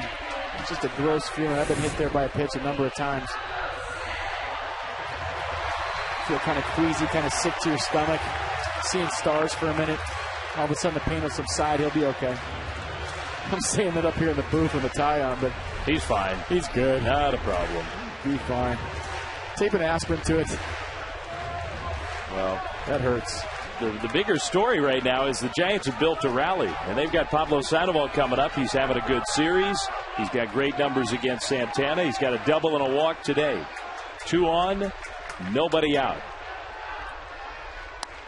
And he takes the ball. Pablo, who at times this year has looked over anxious in these at bats with runners in scoring position. He has knocked in 38 runs. Giants as a team have not yet had a hit today with a runner at second base. Sandoval, a little looper foul. Good pitch selection, though. He got a pitch up in the strike zone. Probably where he was looking. When Pablo Sandoval gets it, when he becomes a true RBI guy in every sense of the word, a guy that drives in 100 runs a year, and I think he has potential to do that once he realizes that hitting ahead in the count on a consistent basis makes the game a lot more easy. That's what he's going to look for. Pitches up and out over the plate that you can drive the other way. The worst thing you could think here is pull. You want something out over the plate that you can drive to right center field, back up the middle. The 1-1. Pablo pops it up.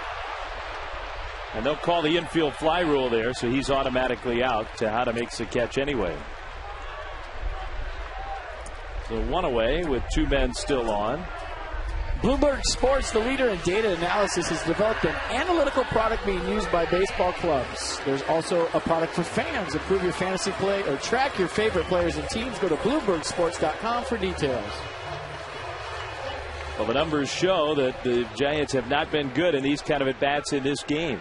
Now getting toward the bottom part of the order, Uribe hitting 7th. Uribe 0 for 2, and he's got brutal numbers lifetime against Santana.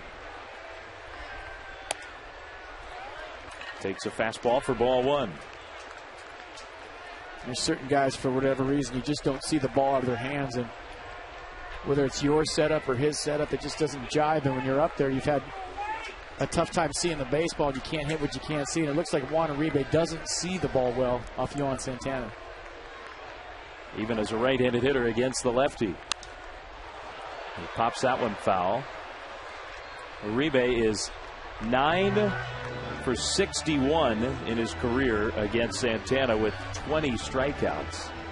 Chris Ray down to the bullpen. That pitcher spot is looming here. The Giants would get a reliever warmed up in case Sanchez's spot comes up with men on base, and the Giants need to use a pinch hitter. It'll take either Uribe or Whiteside getting on for that to happen. Ground ball. Could be 2. We'll see. Second, that's 1. There was a double clutch there, and they don't get the double play. With Burrow right on top of the second baseman Turner. So at the very least, that'll give Eli Whiteside a chance with runners at first and third. There's been some difficulty in the series for the Mets turning double plays.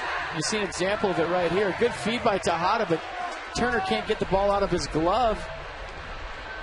He just stays on the base. You don't want to stay on the base. You can't get that ball out. You're in traffic right there. You're going to get smoked at the big league level. It's a good feed, but as a second baseman, you have to clear yourself right there. Come across the bag, get out of the way, give yourself a clear throwing lane to first base, but Turner couldn't handle the ball. As soon as he fumbled it, the gig was off. So now a big at bat here with 2 down. Tying run at third, that's Posey. Whiteside takes ball 1. Giants have a hitter in the on-deck circle. It's Sanchez's spot due up next, but Aaron Rowand has a bat. I think everybody here realizes this is a big moment in this game. Whiteside 0 for 2.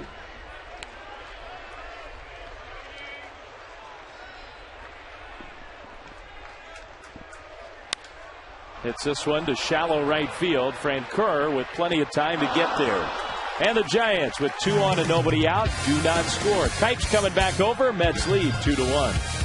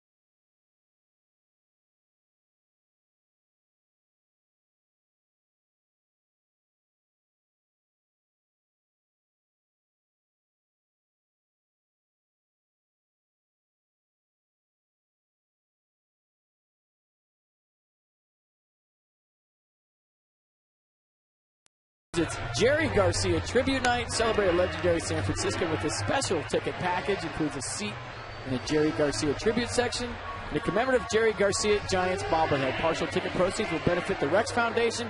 The bobblehead is only available through the special ticket offer. Call 415-972-2233 or visit sfgiants.com/special events. All right. You got that one down pat. Here it's 2-1 New York. And the hitter will be Henry Blanco.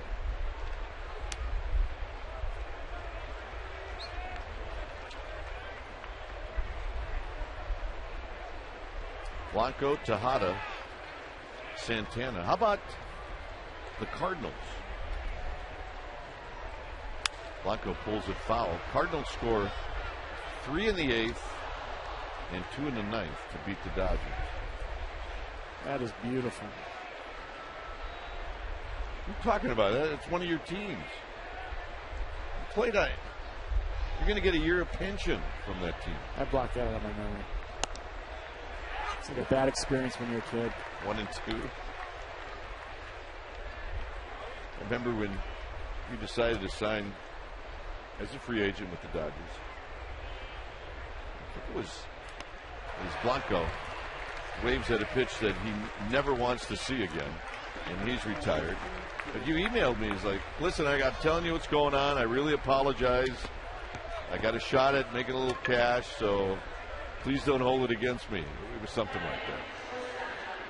And we didn't. We didn't hold it against you. We just didn't speak to you for like 5 years. You didn't. You give me the wave from the other dugout? How about the very first game here? You're on the railing over there. It was weird. I played the last game at Candlestick as a Giant and the first game in this ballpark as a Dodger. It's a very confused individual.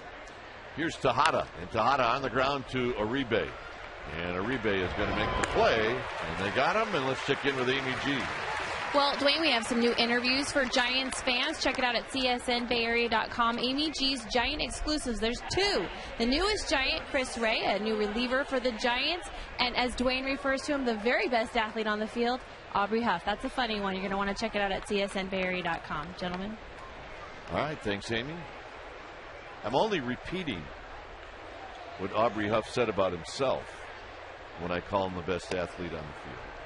There's a strike to Santana. He does say that tongue-in-cheek, by the way. He's not far off, really. Santana fouls this one off of Whiteside. Nice catch by a fan on the carry. You should never get hurt celebrating after you just caught a wicked carry. Now he could pull something.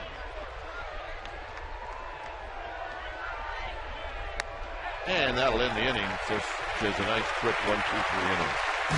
Sanchez will lead things off, maybe 2-1 New York.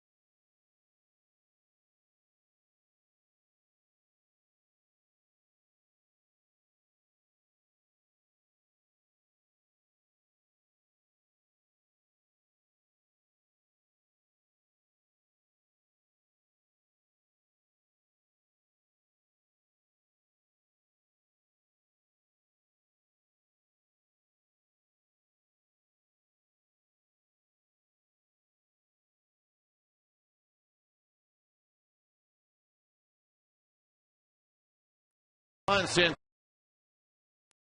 run lead. He's pitched in and out of trouble all afternoon, and the Giants cannot get that one hit that they need. So it's going to be Aaron Rowan that'll lead off. Rowan is hitting for Sanchez. Giants did get some pitches out of Santana in the 6th inning. He's got 89. And it's not likely he's going to want to walk away with this lead, leaving it up to the bullpen. So here's Rowan. And a first pitch strike to Aaron Rowan. Rowan 14 for 48. With a double and a couple of home runs lifetime off of Santana. And he rolls this one to Wright. Wright off balance throw. Got him. One out here in the 7th.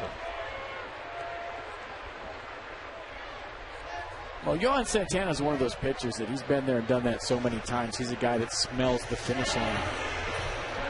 When you talk about the elite pitchers in baseball, in my experiences, the guys like Pedro Martinez, when they're out there, they don't want to leave it up to anybody else. And so much has been made about the 100-pitch count in today's game where guys are pitching 5 innings and leaving. The guys like Johan Santana that have that extra gear, that smell the finish line, they don't want to leave it up to anybody else. Here's Torres, who takes one wide. Torres dumped a double down the left field line in the 5th.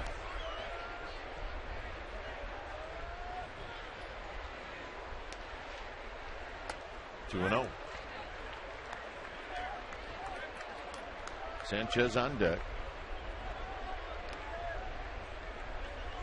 Is he a second half guy? You bet. 61 and 19. And he comes back. He needed a strike, and he gets it 2 balls and 1 strike.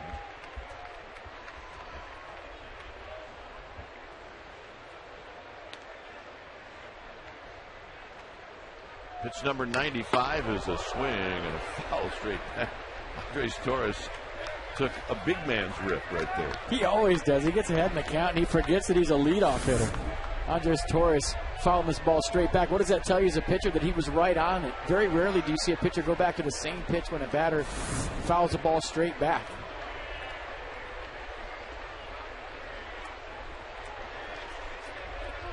Two pitch.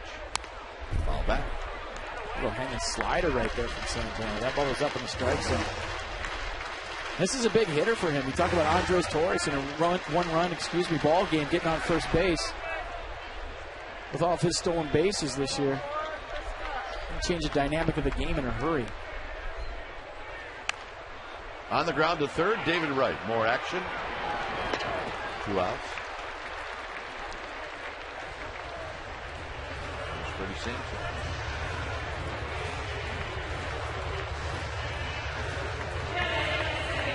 Sanchez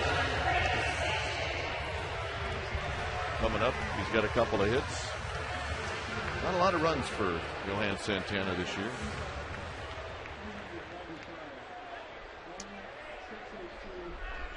Fifth lowest in the National League.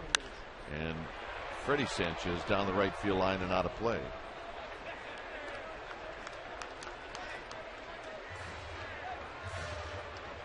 Mets are trying to get out of town with a win. That's the first 3 games in this series. And the 0-1. Out to right field for Francoeur as the ball starts to take off, but Francoeur not a problem to end the inning. Here comes the 8th. 2-1 New York.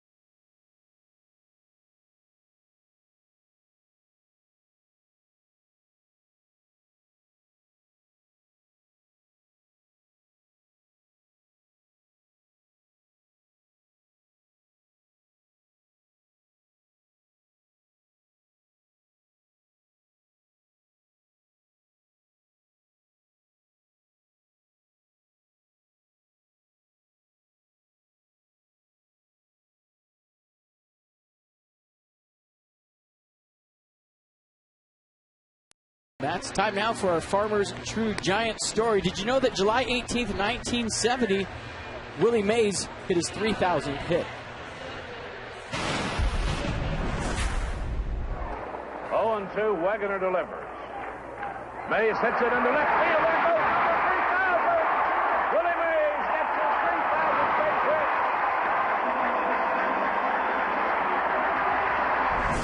Visit farmers.com to hear real, true stories from Farmers customers and find a Bay Area agent near you. Farmers Insurance, ready feels good. You look at the yard.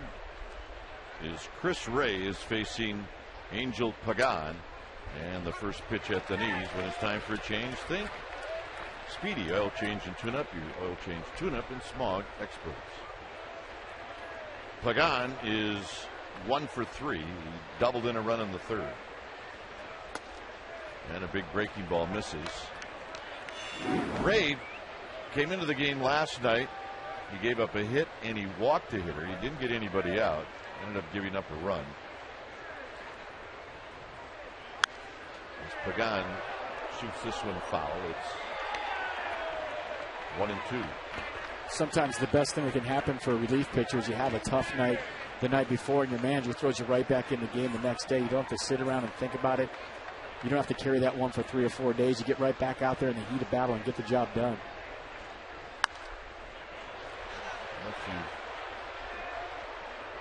Not seen much of Chris Ray. He will really lean back with his body before he comes to the plate.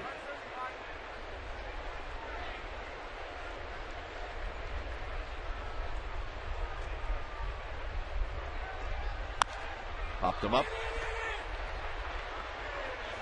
Who's it going to be? Freddie Sanchez is back to the infield.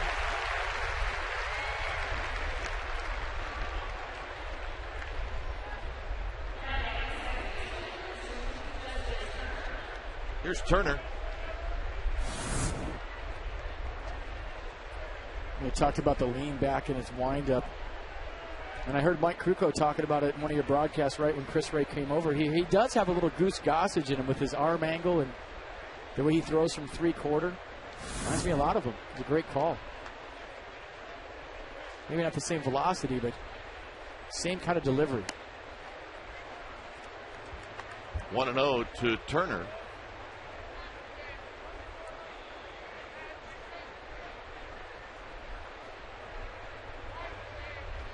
Turner 0 for 3. And Chris Ray hits that outside corner.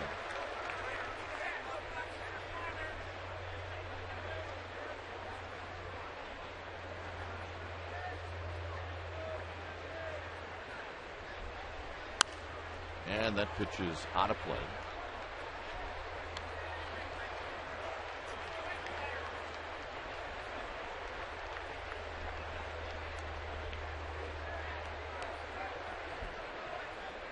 Giants trying to get this game to the bottom of the 8th, only trailing by a run. And there's a shot maybe into the alleyway. Burrell tries to cut it off. Turner is going to go into second base. Kicked around a little bit, but Turner will hold at second.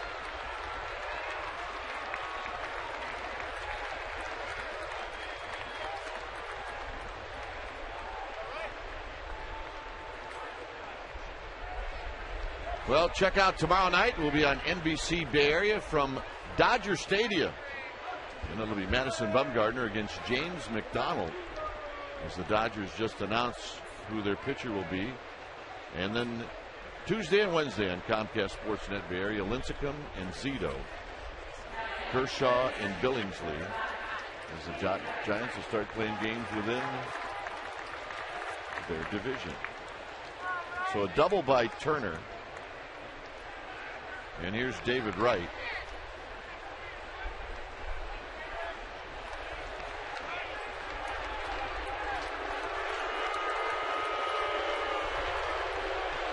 And the pitch to David Wright is just outside. 1 ball and no strikes. Wright with a home run off of Jonathan Sanchez in the 4th.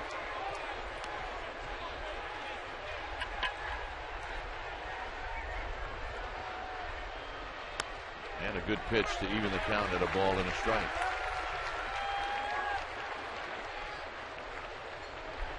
If you're Ray right here, you want to be careful. You got first base open. You have an open base. You can pitch carefully to right and set up the double play with Bay. Don't throw nothing out over the plate right here.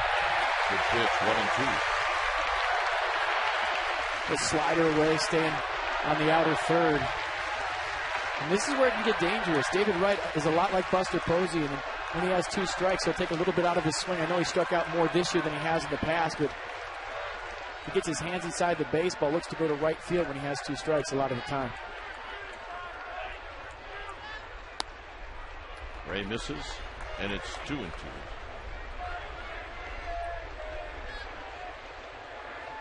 Sanchez went 7. Allowed a couple of runs, 6 hits, a walk, and 5 strikeouts.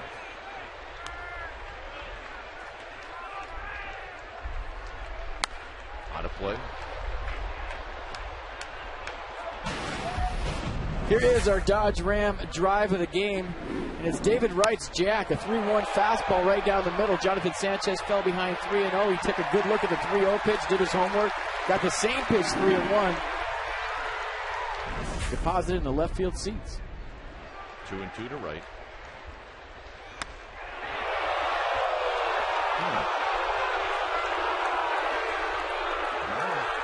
I have no idea where that pitch missed. Bochy's barking at Phil Cousin. I think the curveball might have locked him up. A lot of times an umpire will give up on a pitch just like a hitter gives up on a pitch. Plus it was away from Eli Whiteside's target. And the walk.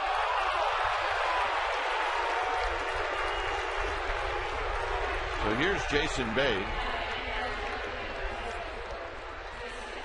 Bay has a couple of hits, the last one an infield hit.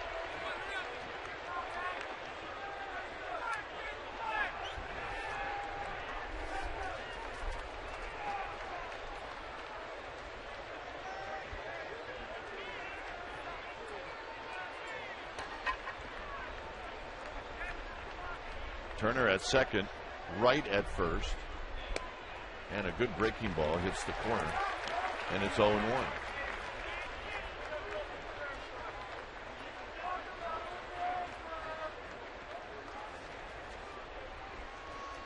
Denny Bautista headed down to the bullpen. On the ground, foul. It's 0-2. That's a great pitch right there by Ray. He's looking for the ground ball double play, and as a pitcher, that's exactly what you have to do. Keep the ball down the strike zone. Get the hitter to offer at a low pitch. And hope for a ground ball right at somebody in double play lane.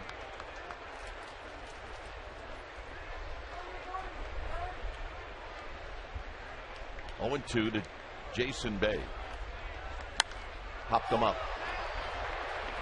Buster Posey gets the duties. 2 outs. And the hitter will be Ike Davis.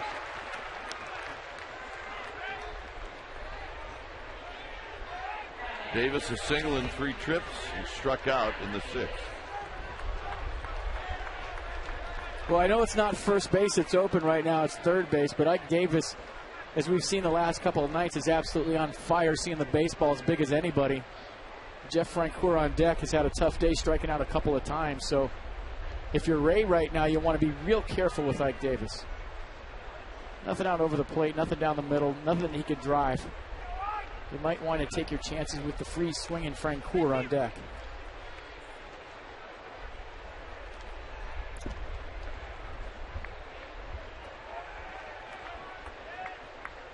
So Davis waiting on Chris Ray. And he starts him off with a big hook, and it's 0-1.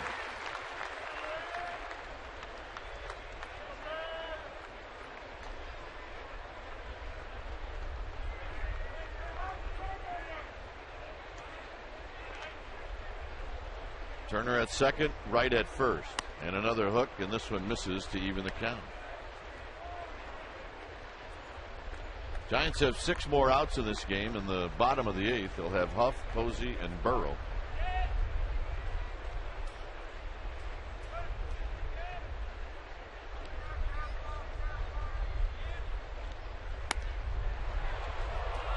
1. Phil Cuzzy calling this pitch. It's an off-speed pitch that doesn't come back, and it was high. The Giants fans wanted that a strike. I think Ray's lucky that Ike Davis didn't offer it that, because that was a hanger. Down the right field line, fair ball. Turner's going to score. They're going to hold David Wright, who is limping into third. And it's a 3-1 game. There's another breaking ball. And 3 sliders, 4 sliders in a row to Ike Davis. And on the 4th one, after he's seen 3 of the same pitch, puts it down the right field corner. Good piece of hitting from a hot hitter. Ike Davis hit a couple home runs last night. He was 12th and 13th. But tonight, another big hit. So for Ike Davis, he took advantage of a hanging slider. When it's time for a change, think Speedy. Oil change and tune-up. Your oil change tune-up and smog experts. We'll be back.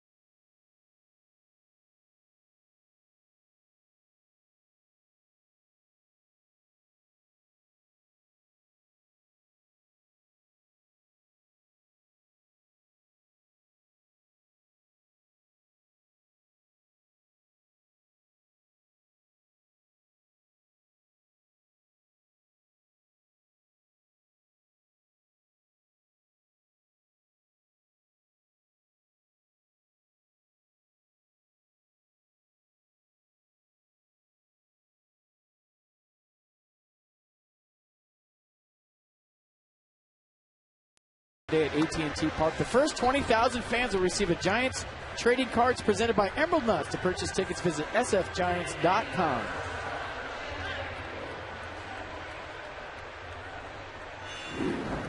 Denny Bautista on the hill. Denny Bautista takes the ball for the Giants. You see the numbers right there. Fastball 95, slider 89, curveball. Mostly fastballs and sliders. Command is the issue. Denny Bautista throwing strikes is as good as it gets.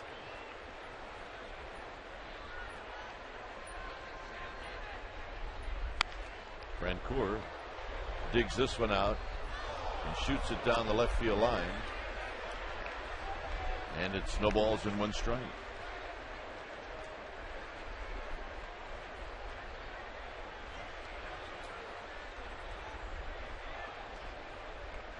Big spot if the Giants want to come back in this game.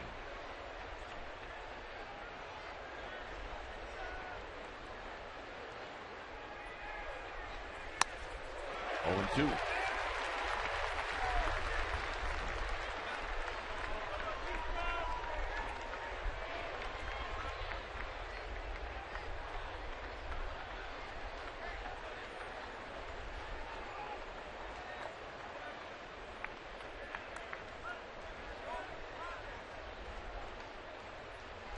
Right at third.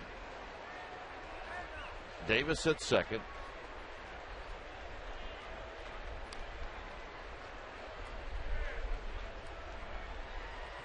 Look out.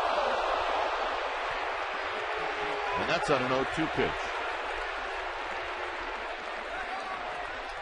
Yeah, command has been the issue with Denny Bautista all season long. There's a couple outings where he's come in and hasn't even thrown a strike. And when you're ahead of Jeff Francoeur, you do want to expand the strike zone, but not this far. Yeah, you have a base open. You want to be careful when you're ahead 0-2. And that is a direct hit, ladies and gentlemen. anytime you see the ball go back toward the pitcher, that's not going to be a fun plane ride for Frank Gore today after the game. Well, with Denny Bautista, this very first pitch becomes very important.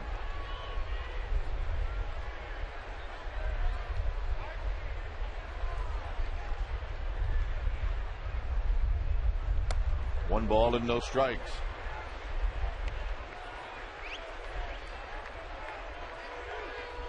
And you also have to be careful with Henry Blanco. He's an ambush hitter. He likes that fastball early in the count. He lets it go. He lets it rip, and he can do some damage.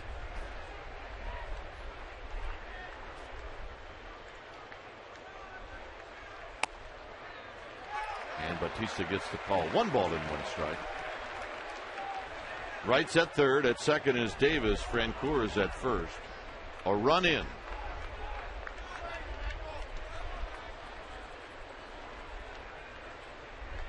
Chris Ray started the inning. Bautista trying to end it. 2 balls and 1 strike.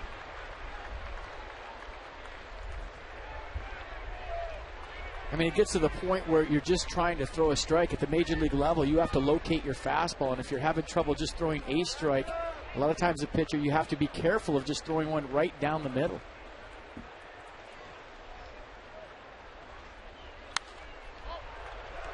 Bautista ends up throwing one right down the middle, and it's 2-2.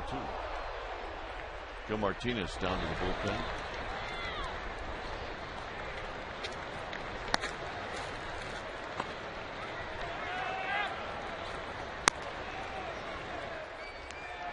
(3-1) New York. Bottom of the 8th inning.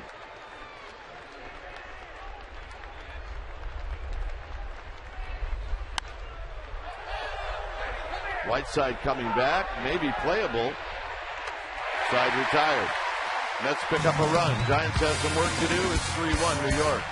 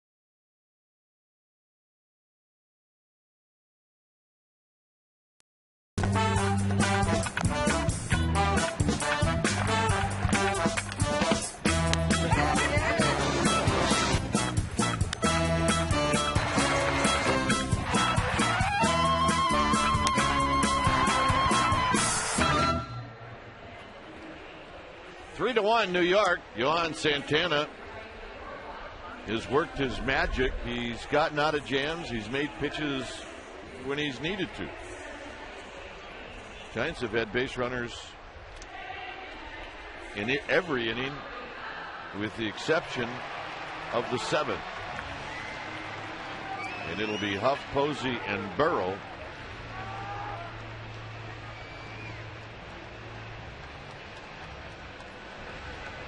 Aubrey Huff, 2 for 3.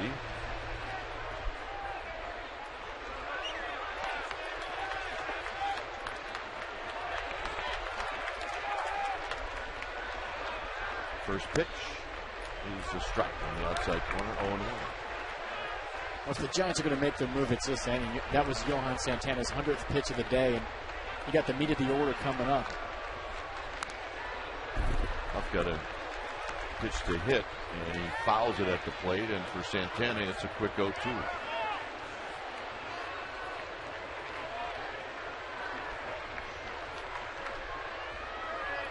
Also with that extra run, Santana can come into the zone. Maybe at times when he wouldn't have if it was a one-run lead.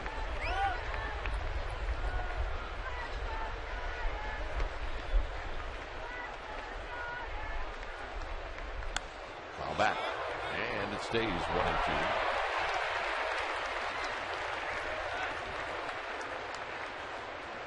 Well, if you're Aubrey Huff right now, you're just thinking get on base any way you can. Start up a rally. You got the kid on deck. He's been swinging a hot bat, Buster Posey. Battle mode right now with 2 strikes. Just get on base. Out of play.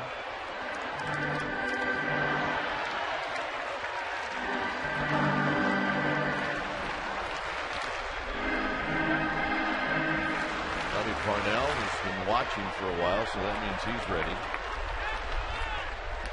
1-2 pitch. On the ground, it'll be Davis. Davis will go to the bag. 1 out.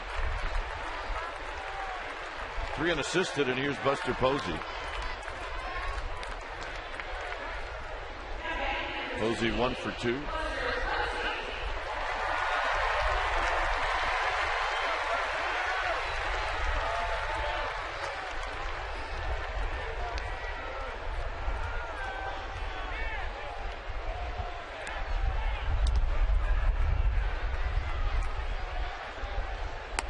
Taking all the way, and he takes the pitch right down the middle of the plate. No balls and 1 strike. Both teams with 8 hits.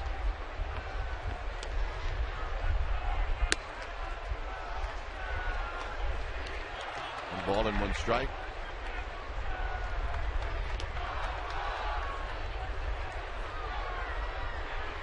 Posey trying to reach for Burrow. And he gets the call. 1-2. This Poach's got his hands on his hips. So because he's getting tired as this game goes on, he had a good strike zone for about the first 6 innings, and lately it's been all over the place. Posey dribbles it out in front of home plate. Blanco barehands it and throws him out. 2 down.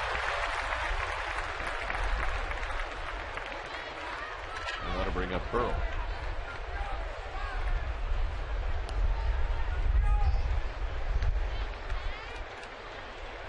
Burrow whacked one off of David Wright's knee in the 6th inning for an infield hit, and Wright is still limping.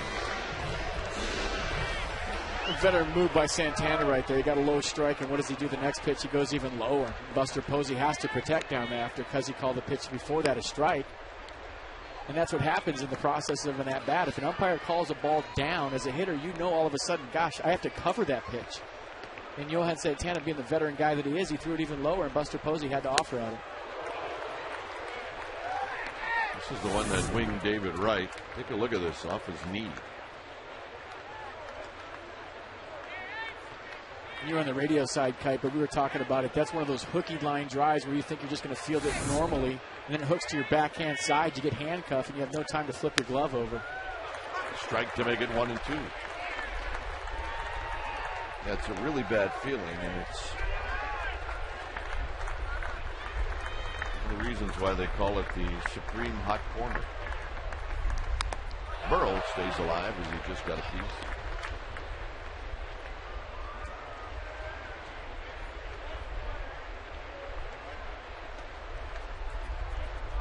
Johan Santana digging deep right now here in the 8th.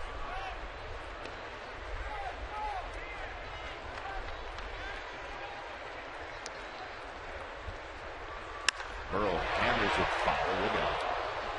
He is not taking anything out of his swing with 2 strikes.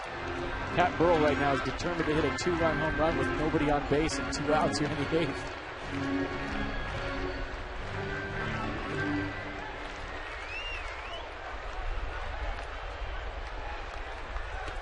Another 1-2 pitch to Burrow. Burrow will get caught looking. To end the inning, here comes the ninth, 3-1 New York.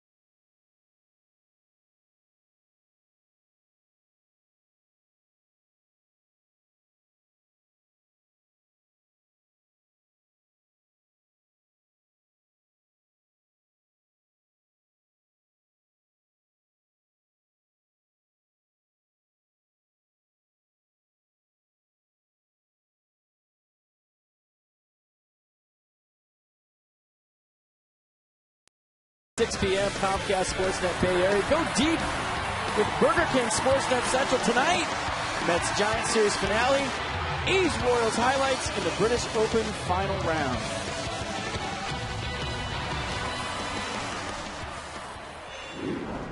Guillermo Mota is the new pitcher for the Giants. Fastball slider change for Mota's fastball. We all know about that, 94 to 96. That's mostly what he throws. He'll mix in an occasional slider and occasional change.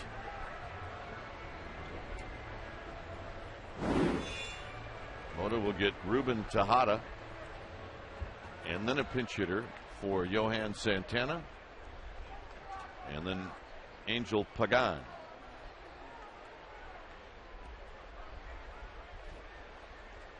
(3-1) New York, ninth inning.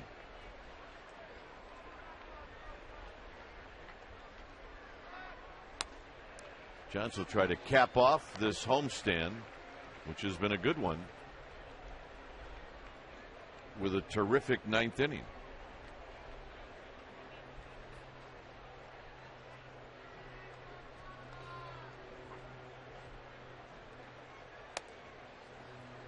Mota with a fastball high. Padres still leading the Diamondbacks 4-3. That game is in the seventh. Colorado won. Dodgers lost. Dodgers got a crushing loss. Cardinals scored 5 runs in the last 2 innings. I think if you look at the box score tomorrow, you'll see that Tony La Russa used to do this a lot with the A's, that he gave everybody on that roster a chance to play today. I think the only true regular that was in the lineup today was Matt Holliday, who holds a day off. A lot of those other guys a day off, which made his bench strong. 2-2 pitch. Check swing roller. Mota on to Buster Posey. 1 out.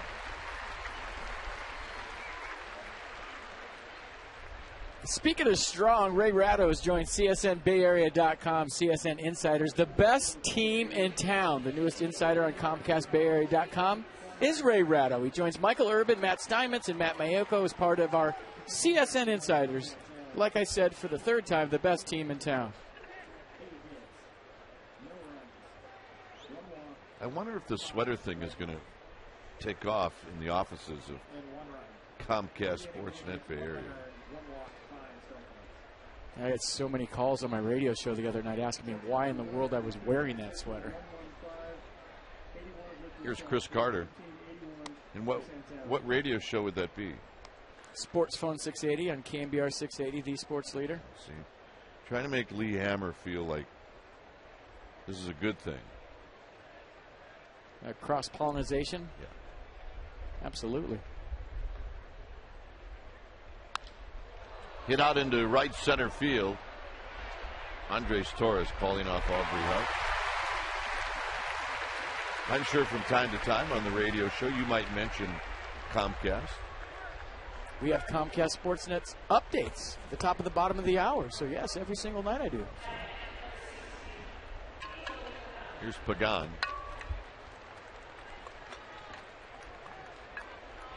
Giants will see Francisco Rodriguez in the bottom of this inning.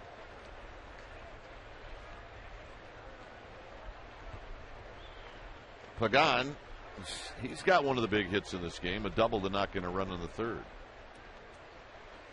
Shows bunt, takes a pitch wide, 1 ball and no strikes.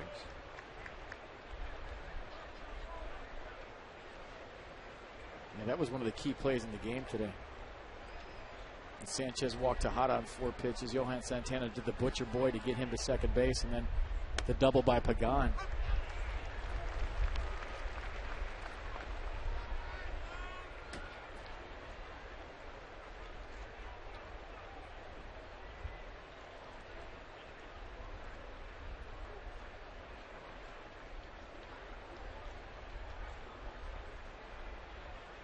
Swing and a miss, 1-2. Good movement on that fastball right there. 94 miles an hour from Mota. Started on the outer third of the plate and just tailed off at the last second. As a hitter, your eyes are telling you that's right where I'm looking. I'm looking fastball away. I want to go the other way. This guy throws hard. You go to swing and it has that late movement. Nothing you could do about it. And that'll do it as Pagan strikes out. Giants 2 to tie, 3 to take everybody home. 3-1 New York.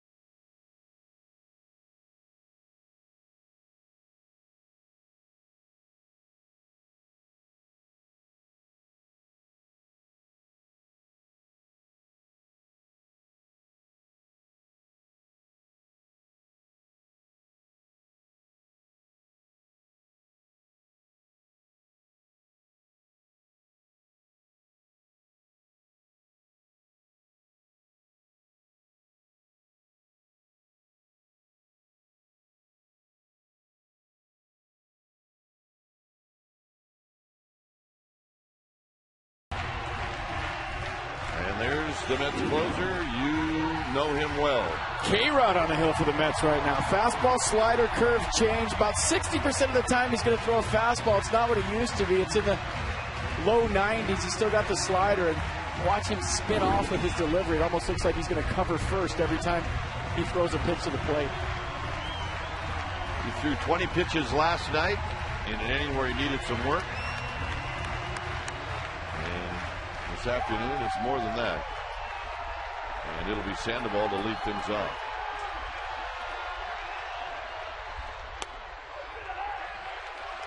One ball and no strikes, a 91-mile-an-hour fastball. You see the walk in the fourth by Pablo Sandoval. Giants need base runners right here. A lot of times when you're behind by 2 runs and you're not the tying run, you take a strike. Your manager tells you, take a strike up there. 2-0. 0 for 4 lifetime. Sandoval against Rodriguez. That's coming into this series.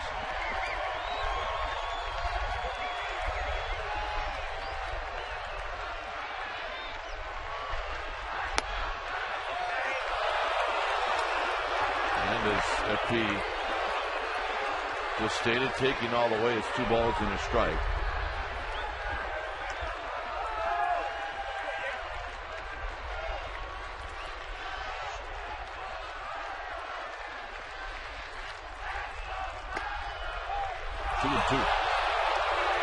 And one of those is a strike and one of those isn't. I'm sorry. I mean, you can't have both. You can't have a high strike and a low strike. I mean, that just confuses the hitter. We go back to Buster Posey's at bat. He called the same low strike on him.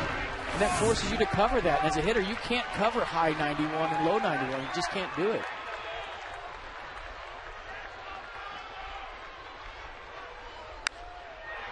Sandoval stays alive by fouling this one down the left field line. I mean, it's not going to affect a guy like Pablo Sandoval too much because he's such a free swinger, but that ball was even lower, and he had to commit to that after the second called strike that was around his ankles. That one was a bit lower, like I said with Johan Santana. K-Rod, the same thing. We're just going to throw it a little bit lower and make him chase.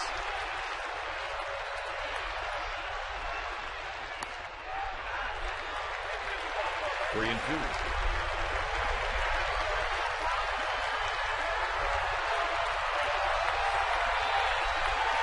This becomes a very big pitch in this game. Down by 2 runs, you got a guy on deck and Juan Uribe that can shoot one out of the yard with one swing. Giants need a base runner. Foul back.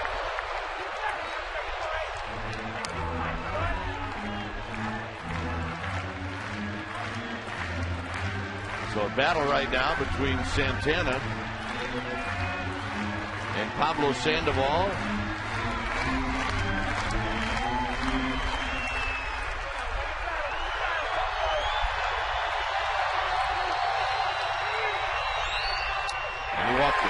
Great at bat right there.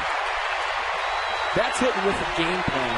That's going up there and saying, you know what, I need to get the time run to the plate. I'm going to take a strike. He gets it to 2-0. Takes a strike on 2-1. Has a bad call against him. Fights off a couple tough pitches. Saw 7 fastballs in a row from K-Rod.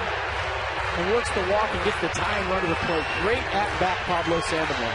Here's Uribe. 0 for 7 lifetime against Rodriguez. And he fouls it back. He knew Uribe was not going to wait around.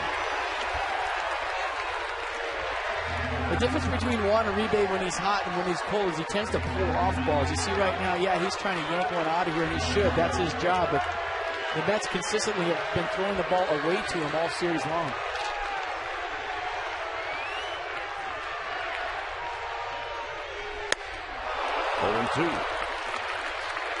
The challenge. I like it. Little country hardball from Rodriguez. Hasn't thrown a slider yet.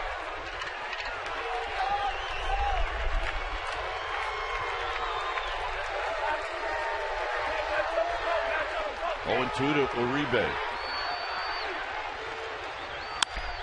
Into left center field. That's going to fall. Sandoval will stop at second.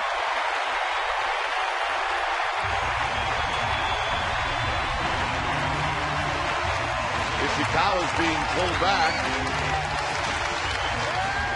And it may be that Bruce Bochy wants Eli Whiteside to lay down a bunt. Yeah, and then you just push Travis Ishikawa back one hitter and you have him on deck to drive the runs in. But that's a bad pitch right there to Juan Uribe from K-Rod. Ahead in the count 0-2, left it right out over the middle.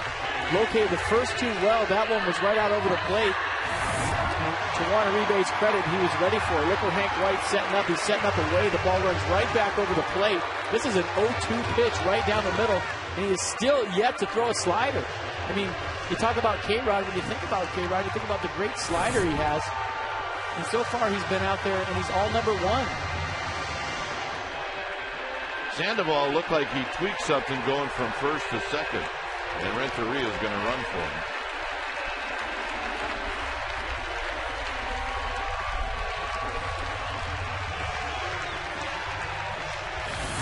this was the tail end of Sandoval getting into second. Something just not right. Well, let's hope on a long day game and kind of hot out there that it's just a cramp. Well, here's a tough spot for Eli Whiteside. Everybody knows what you're going to do. Well, the best spot's right back to the pitcher. The way K-Rod spins off of there, that's the best spot. And he bunts it foul, and it's 0-1.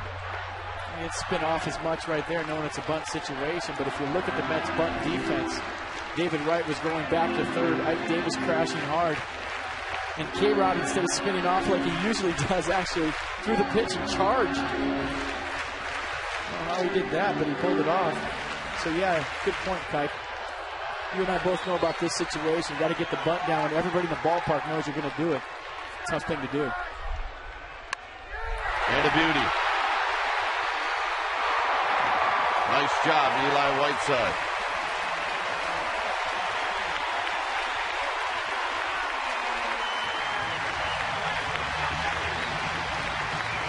You have no idea how hard this is. Game on the line. Look at the form. Bat out in front. And I talked about it earlier in the game. Brett Butler told me use that bat like a glove and you catch the baseball. Eli Whiteside did just that. That is perfect technique. When you're talking about perfect technique with the game on the line, I got here the other day about 2 o'clock and I looked, and the Giants had a pitching machine set up on the mound. They had 4 guys bunting in the cage, and one of them was Eli Whiteside. 2 o'clock in the afternoon.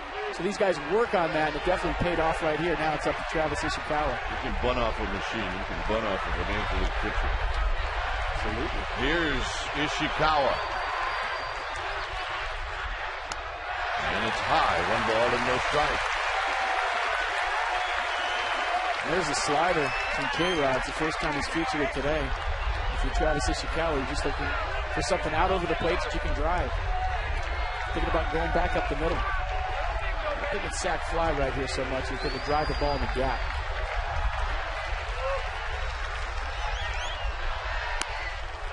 The guy with the arm is pretty accurate. He's in right field. And now Phil Cuzzy's ticked off.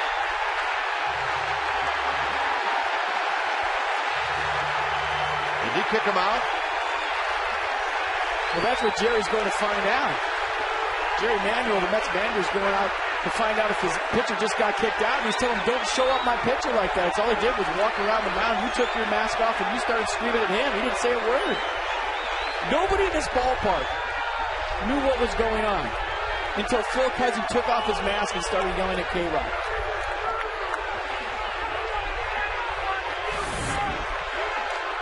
You look at the pitch, it's borderline, and there have been some borderline pitches the last couple innings.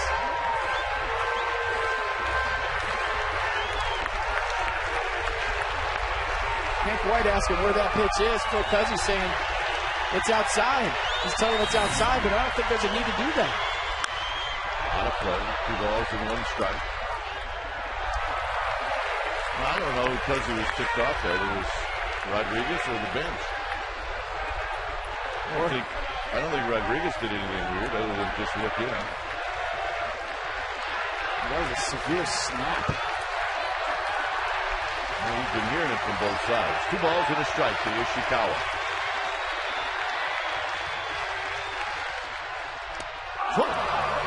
Miss. 2-2.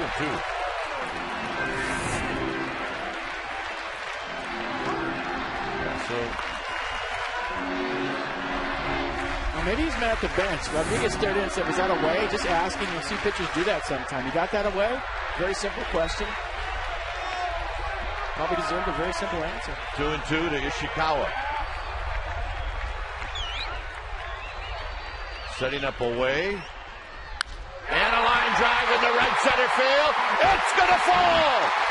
This game is tied.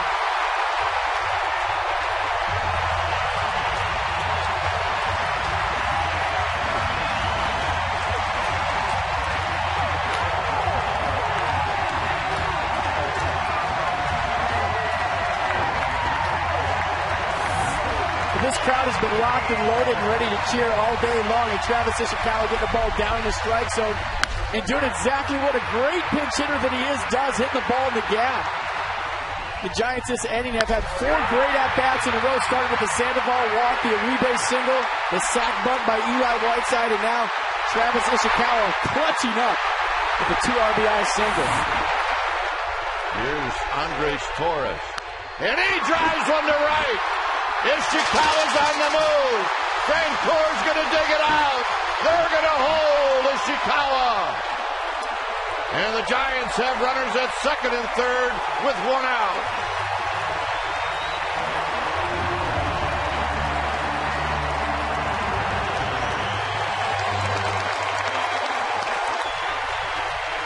Giants fans have been waiting all afternoon to do this. Henry Blanco setting up away. It was a fastball into Andres Torres.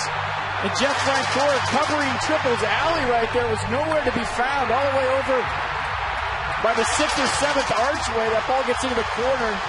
Tim Flannery holding Ishikawa at third. That's a great job by Flannery because he would have been out by a mile at home. So now the Mets have their choice. They can either go after Freddie Sanchez right here with 1 out.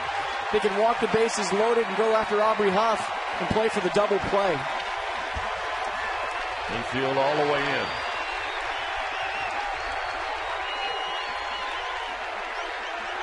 And a pitch out, nothing going on. 1 ball and no strikes.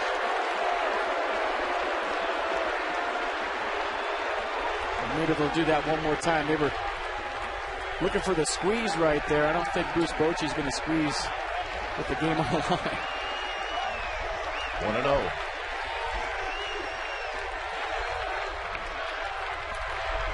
Breaking ball for a strike to even the count. Sanchez against Francisco Rodriguez is 1 for 4 in his career.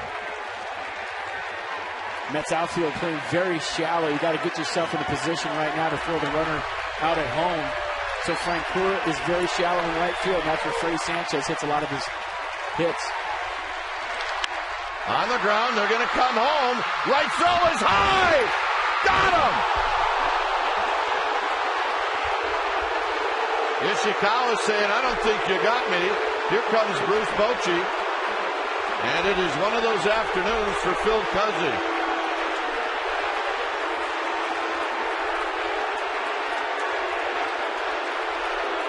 Wright's throw was high. And remember, the Mets have had a beef with Phil Cuzzy all afternoon. Giants going contact play right here. Freddie Sanchez hitting the chopper to David Wright. He gets rid of it as quick as he can, but in his sidearm delivery, throws it home, and Travis Ishikawa was clearly safe. That's just unbelievable. His foot is under there. It's on the plate right now. I don't know that Henry White is still tagging him. I don't think he ever got him anywhere.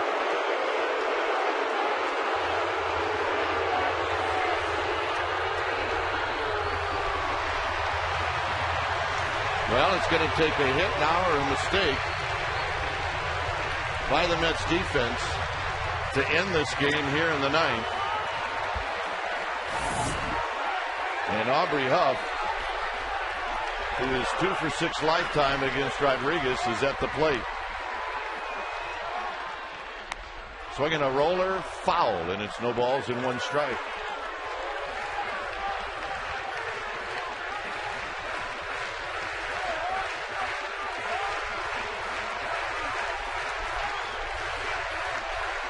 And not the easiest call in the world, by the way, for Phil Cuzzy. I mean, he, in my estimation, missed that call. And we got 8 different camera angles all over the place. And you got to get that right. But where he was and having to see if the guy's tagging him and a foot hits home plate, that's not an easy call. Here's Huff waiting. Sanchez goes. Huff dribbles it out in front of home plate. And it's a fair ball, and that'll end the inning. No, they're going to call it a foul ball. Third base umpire Mike Estabrook is waving this off, and Huff's going to see another pitch. Blanco can't believe it. Jerry Manuel's going to get thrown out of this game right here.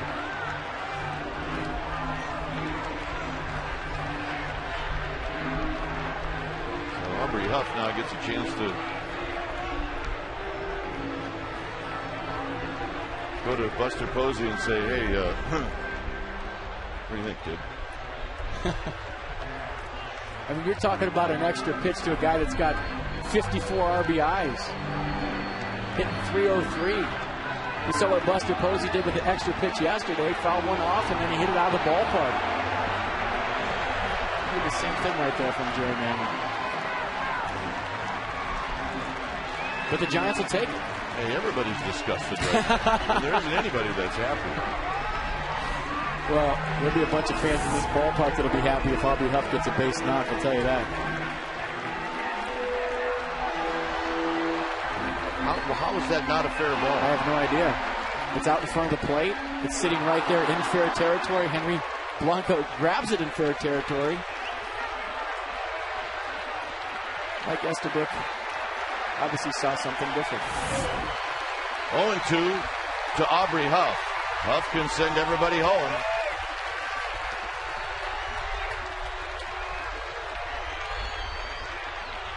Torres is at third.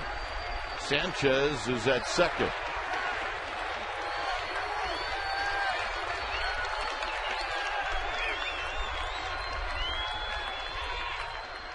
Swinging a foul out of play. Sanchez is at first. I beg your pardon. He is on the move, with nobody really caring if he goes to second or not. And it's no balls and 2 strikes. 3-3. The Giants have scored twice here in the ninth.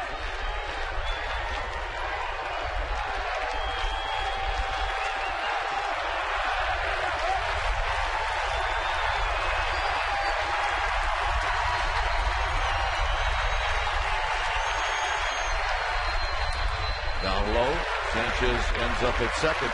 Why do you think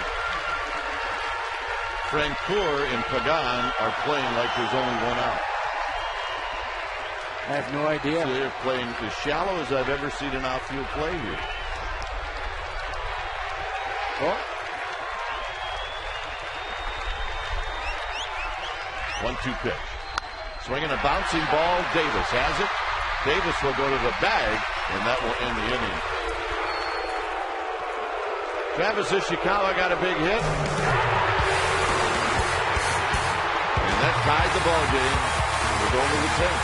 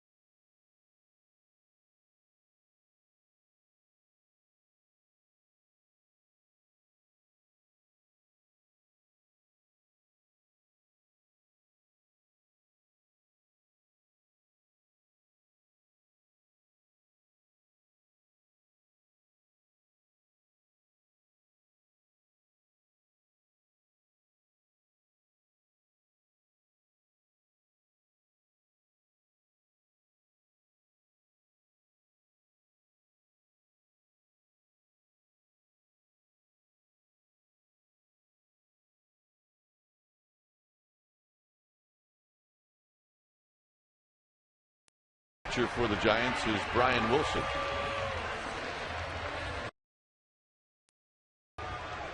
You see the numbers on Brian Wilson right there. Fastball, slider, curve change. Lots of fastballs. Lots of cutters, lots of sliders. Difference with him this year, he's had tremendous command, but this is not a save opportunity. Here's Justin Turner, who takes a strike. Uribe moves from short to third. Coming into the game is Edgar Renteria. He is now at short. Out of the game is Pablo Sandoval.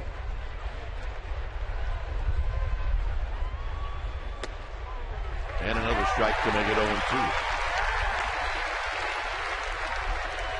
Johan Santana gets a workout. And so does Jonathan Sanchez.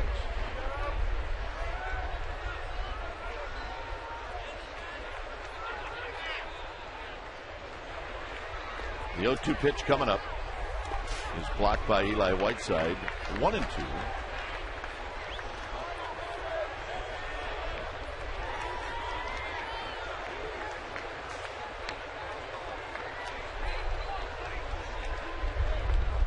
David Wright and then Jason Bay.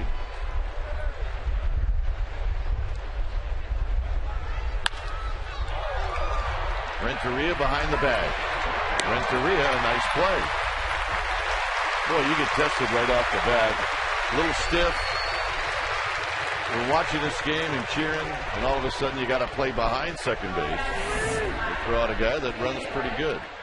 Every time you get into a major league game off the bench, the ball will find you. It's as simple as that. And you have to be ready. You have to be loose. And Edgar Renteria was. Not an easy thing. It's just funny how that always happens. Yep. Here's David Wright. 1 for 3. A home run in the 4th. He walked in the 8th. And a strike on his 0-1.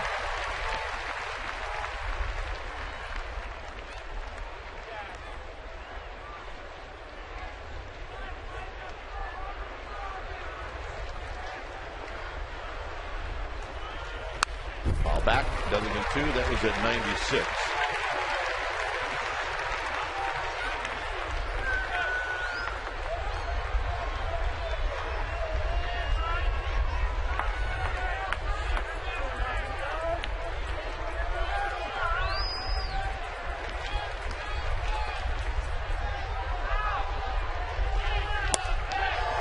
Good pitch right there.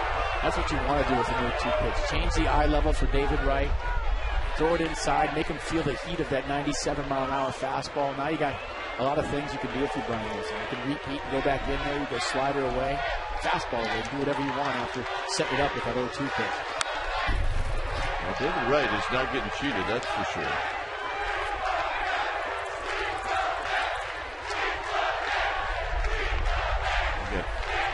Wilson thrown at 96. And Wright swinging out of his shoes to try to give his team the lead.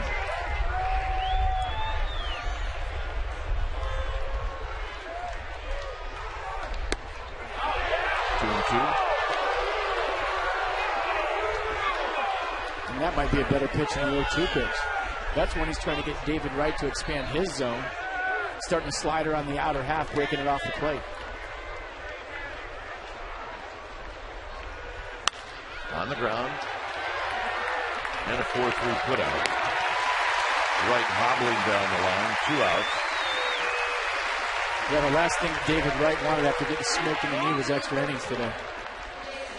He thought, I'm going to chief it out for 9 innings, get on the plane, and go to Arizona. Here's Jason Bay.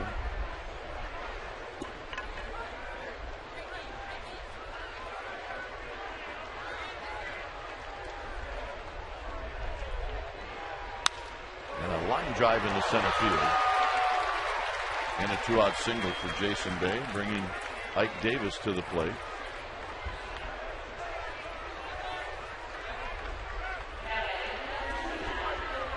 Well, this is where you got to control the running game. Jason Bay has 10 stolen bases. He's going to be looking to find a pitch that he can go on. 2 home runs last night for Davis. That fastball inside for Matt Cain. He one-hopped it into the cove. And you got a fastball from Santiago Casilla right out over the plate. Hit a straightaway center field. After this place gets dark, it's hard to hit a ball that far straightaway center. He's absolutely locked in. He had a big double last time up, too, so you got to be careful right here for Brian Wilson.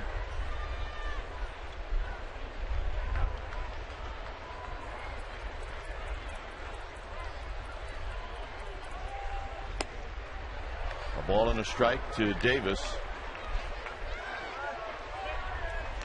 Davis hooked one down the line off of Chris Ray to knock in a run in the 8th inning.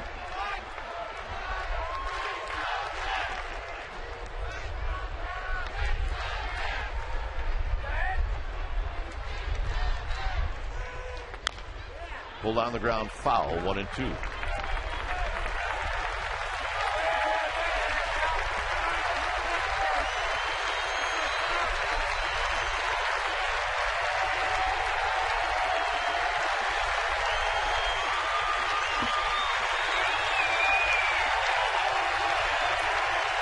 Sellout crowd this afternoon.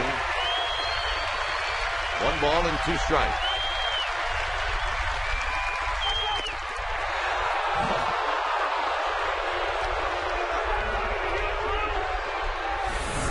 Tried to backdoor him with the slider. Ike Davis giving up on the pitch. Tried to get that outside corner plate, but a good call. Wilson wanted it. Giants fans wanted it.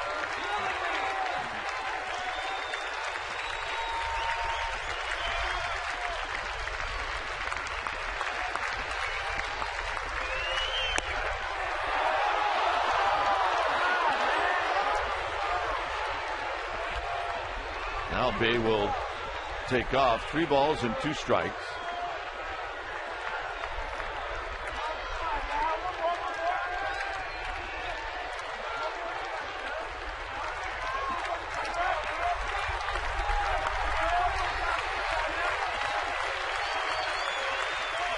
Runner goes. Swinging a drive to right. Huff back. Huff will play this one off the bricks. Coming in to score is Bay, and the Mets have retaken the lead. Ike Davis has really hurt the Giants this year. And he's really hurt the Giants today. His second double of the day, his 3rd hit, just a ball out over the plate. And Ike Davis missed a home run by a couple of feet. That ball was absolutely smoked. I don't think that was a fastball either. I think he tried to backdoor the slider one more time. He didn't get the call in the 2 before that. He tried to make the same pitch in the perfect spot. He just got a little too much plate with that one and didn't do a whole lot. Here's Francoeur. 0-1 to Jeff Francoeur. So a couple of quick outs. And all of a sudden, a 2-out single by Bay, and Davis hits one off the bricks. No balls and 1 strike.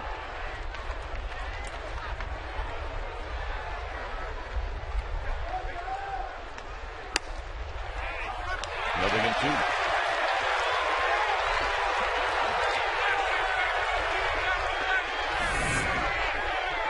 2. Check out this pitch from Wilson. Clearly a strike right down the middle of the plate. He's on the inside half. Look, because he's having a tough time right now. Those sliders from Wilson were borderline. That pitch was not as good as the sliders that he called balls. Well in the inning. Giants need a run to tie and 2 to go home.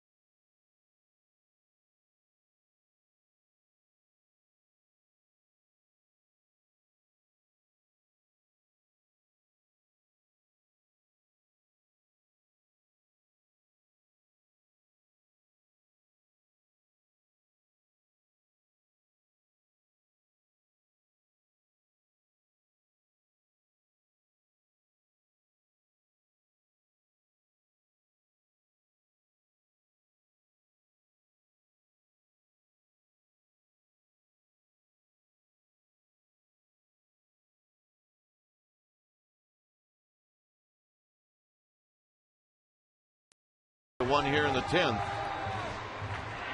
Rodriguez still out on the mound, and Buster Posey will lead things off.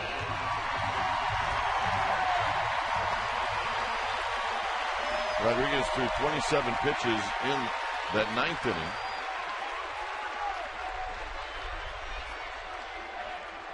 So here's Buster Posey. And a breaking ball for a strike, and it's 0-1. This is about the time of day the Giants usually take batting practice. You'll see a lot of balls carry out to right field right now. If you look at the flags, it's blowing hard out to right.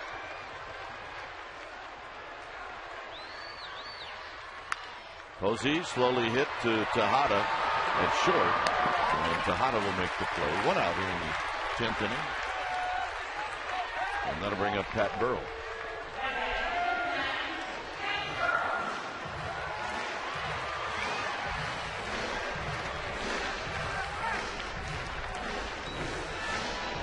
Burrell 1 for 4.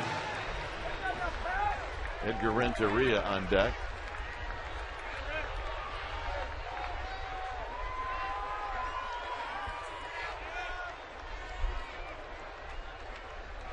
Look out. First pitch is high.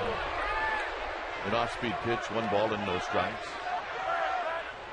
One thing for sure on this pitch or the next strike Pat Burrell sees, he's not going to get cheated.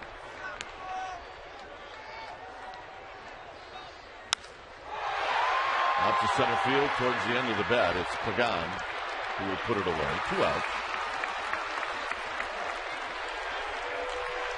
And that'll bring up Edgar Renteria.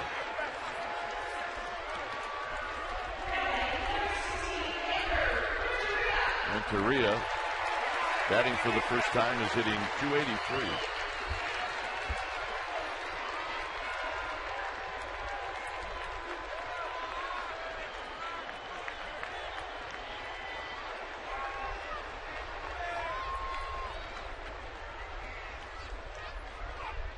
And a breaking ball is down low. 1 ball and no strikes.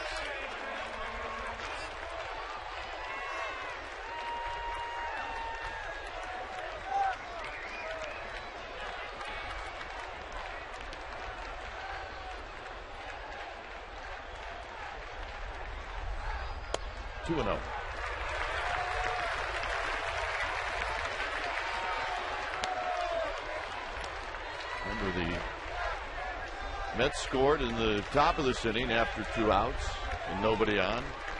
Let's try to do the same thing.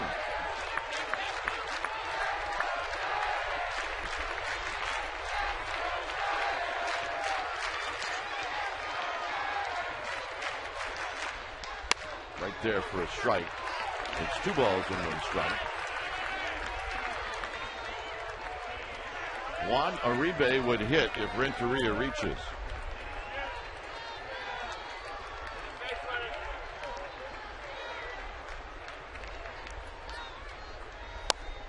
Three and 1.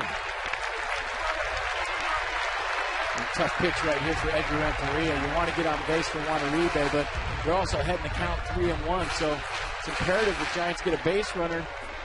If K-Rod makes a mistake, he could do some damage. You always got that in the back of your head, too. Down the left field line. That's going to be a base hit, and it's going to be a double. Renteria is the tying run at second base, and the hitter will be Juan Uribe.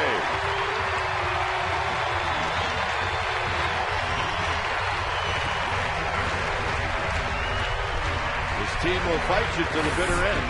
They're not going anywhere. Edgar Renteria getting ahead in the count 3-1 and trying to do some damage, and he did just that. Double down the left field corner, getting on base for Juan Uribe. Good swing right there, head on the baseball, catching that 3-1 fastball out in front. You see the high finish.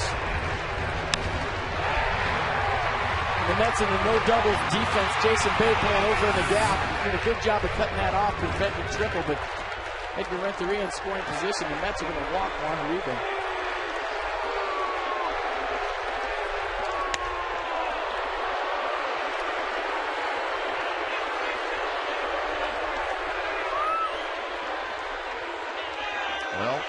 Chalking up on the top step of the dugout is Nate Sherholz. Actually, not the top step, maybe the third step.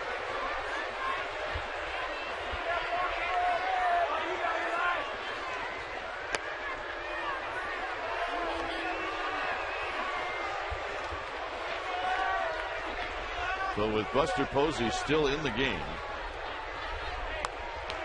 Whiteside will not hit. It'll be Sherholt.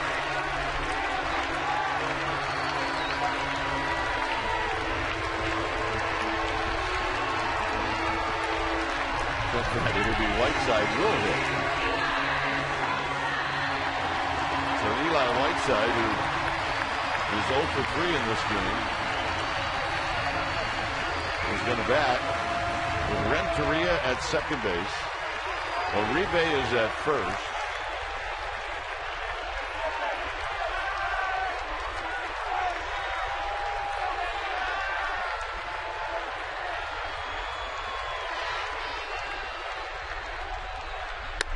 And a strike. Now this is the scenario. If Sherholtz bats for Whiteside, they can walk Sherholtz and they'll have to face a pitcher.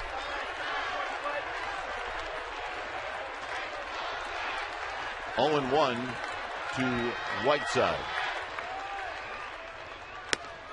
1 ball and 1 strike. Remember, the Giants are going with 13 pitchers. And it really hasn't hurt them until maybe right now.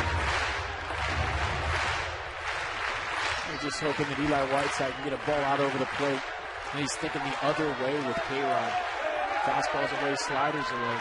An RBI situation right here. You're thinking, I'm going to drive something to right center. Edgar Renteria also doing a great job on second base, getting a good secondary lead so he can score on a single. 1 and 2.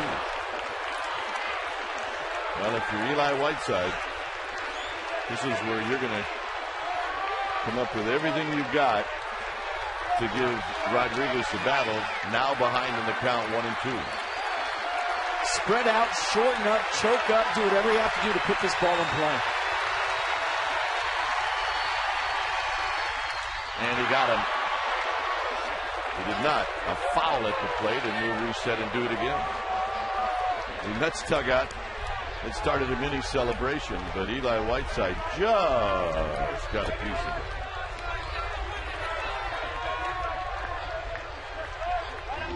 Henry Blanco and K-Rod are having a talk right here. He's saying you could do that again. We can go 3 sliders away if you want to, but he's seen a couple of them. He's got a good idea of what that looks like. The inner half of the plate is wide open. If you want to go 2-seamer inside right now, you can, because he's leaning out over. Straighten him up, and then go back out there. We can go right back to it. What do you want to do? 1 and 2.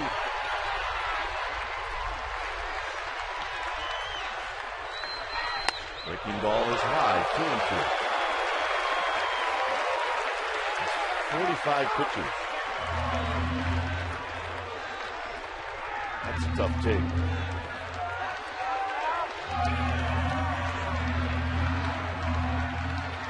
Renteria at second, Uribe at first. 2 balls, 2 strikes.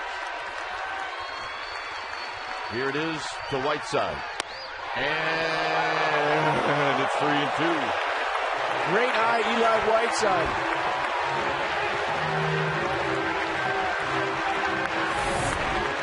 That was a fastball in the outer third of the plate, landed on the black, and a lot of times with the tie-in run on second base, you don't want to leave it up to the umpire, especially with what's transpired here in the last couple of innings. So Eli Whiteside's got new life right now on this 3-2 pitch.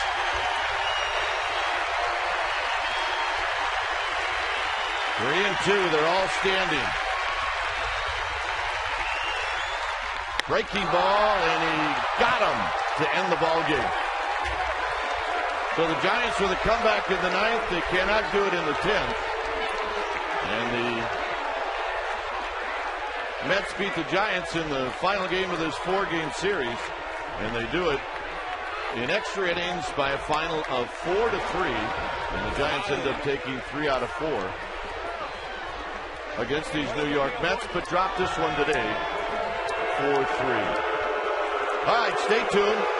Giants postgame live with interviews and the postgame wrap. Well, that's going to start right now.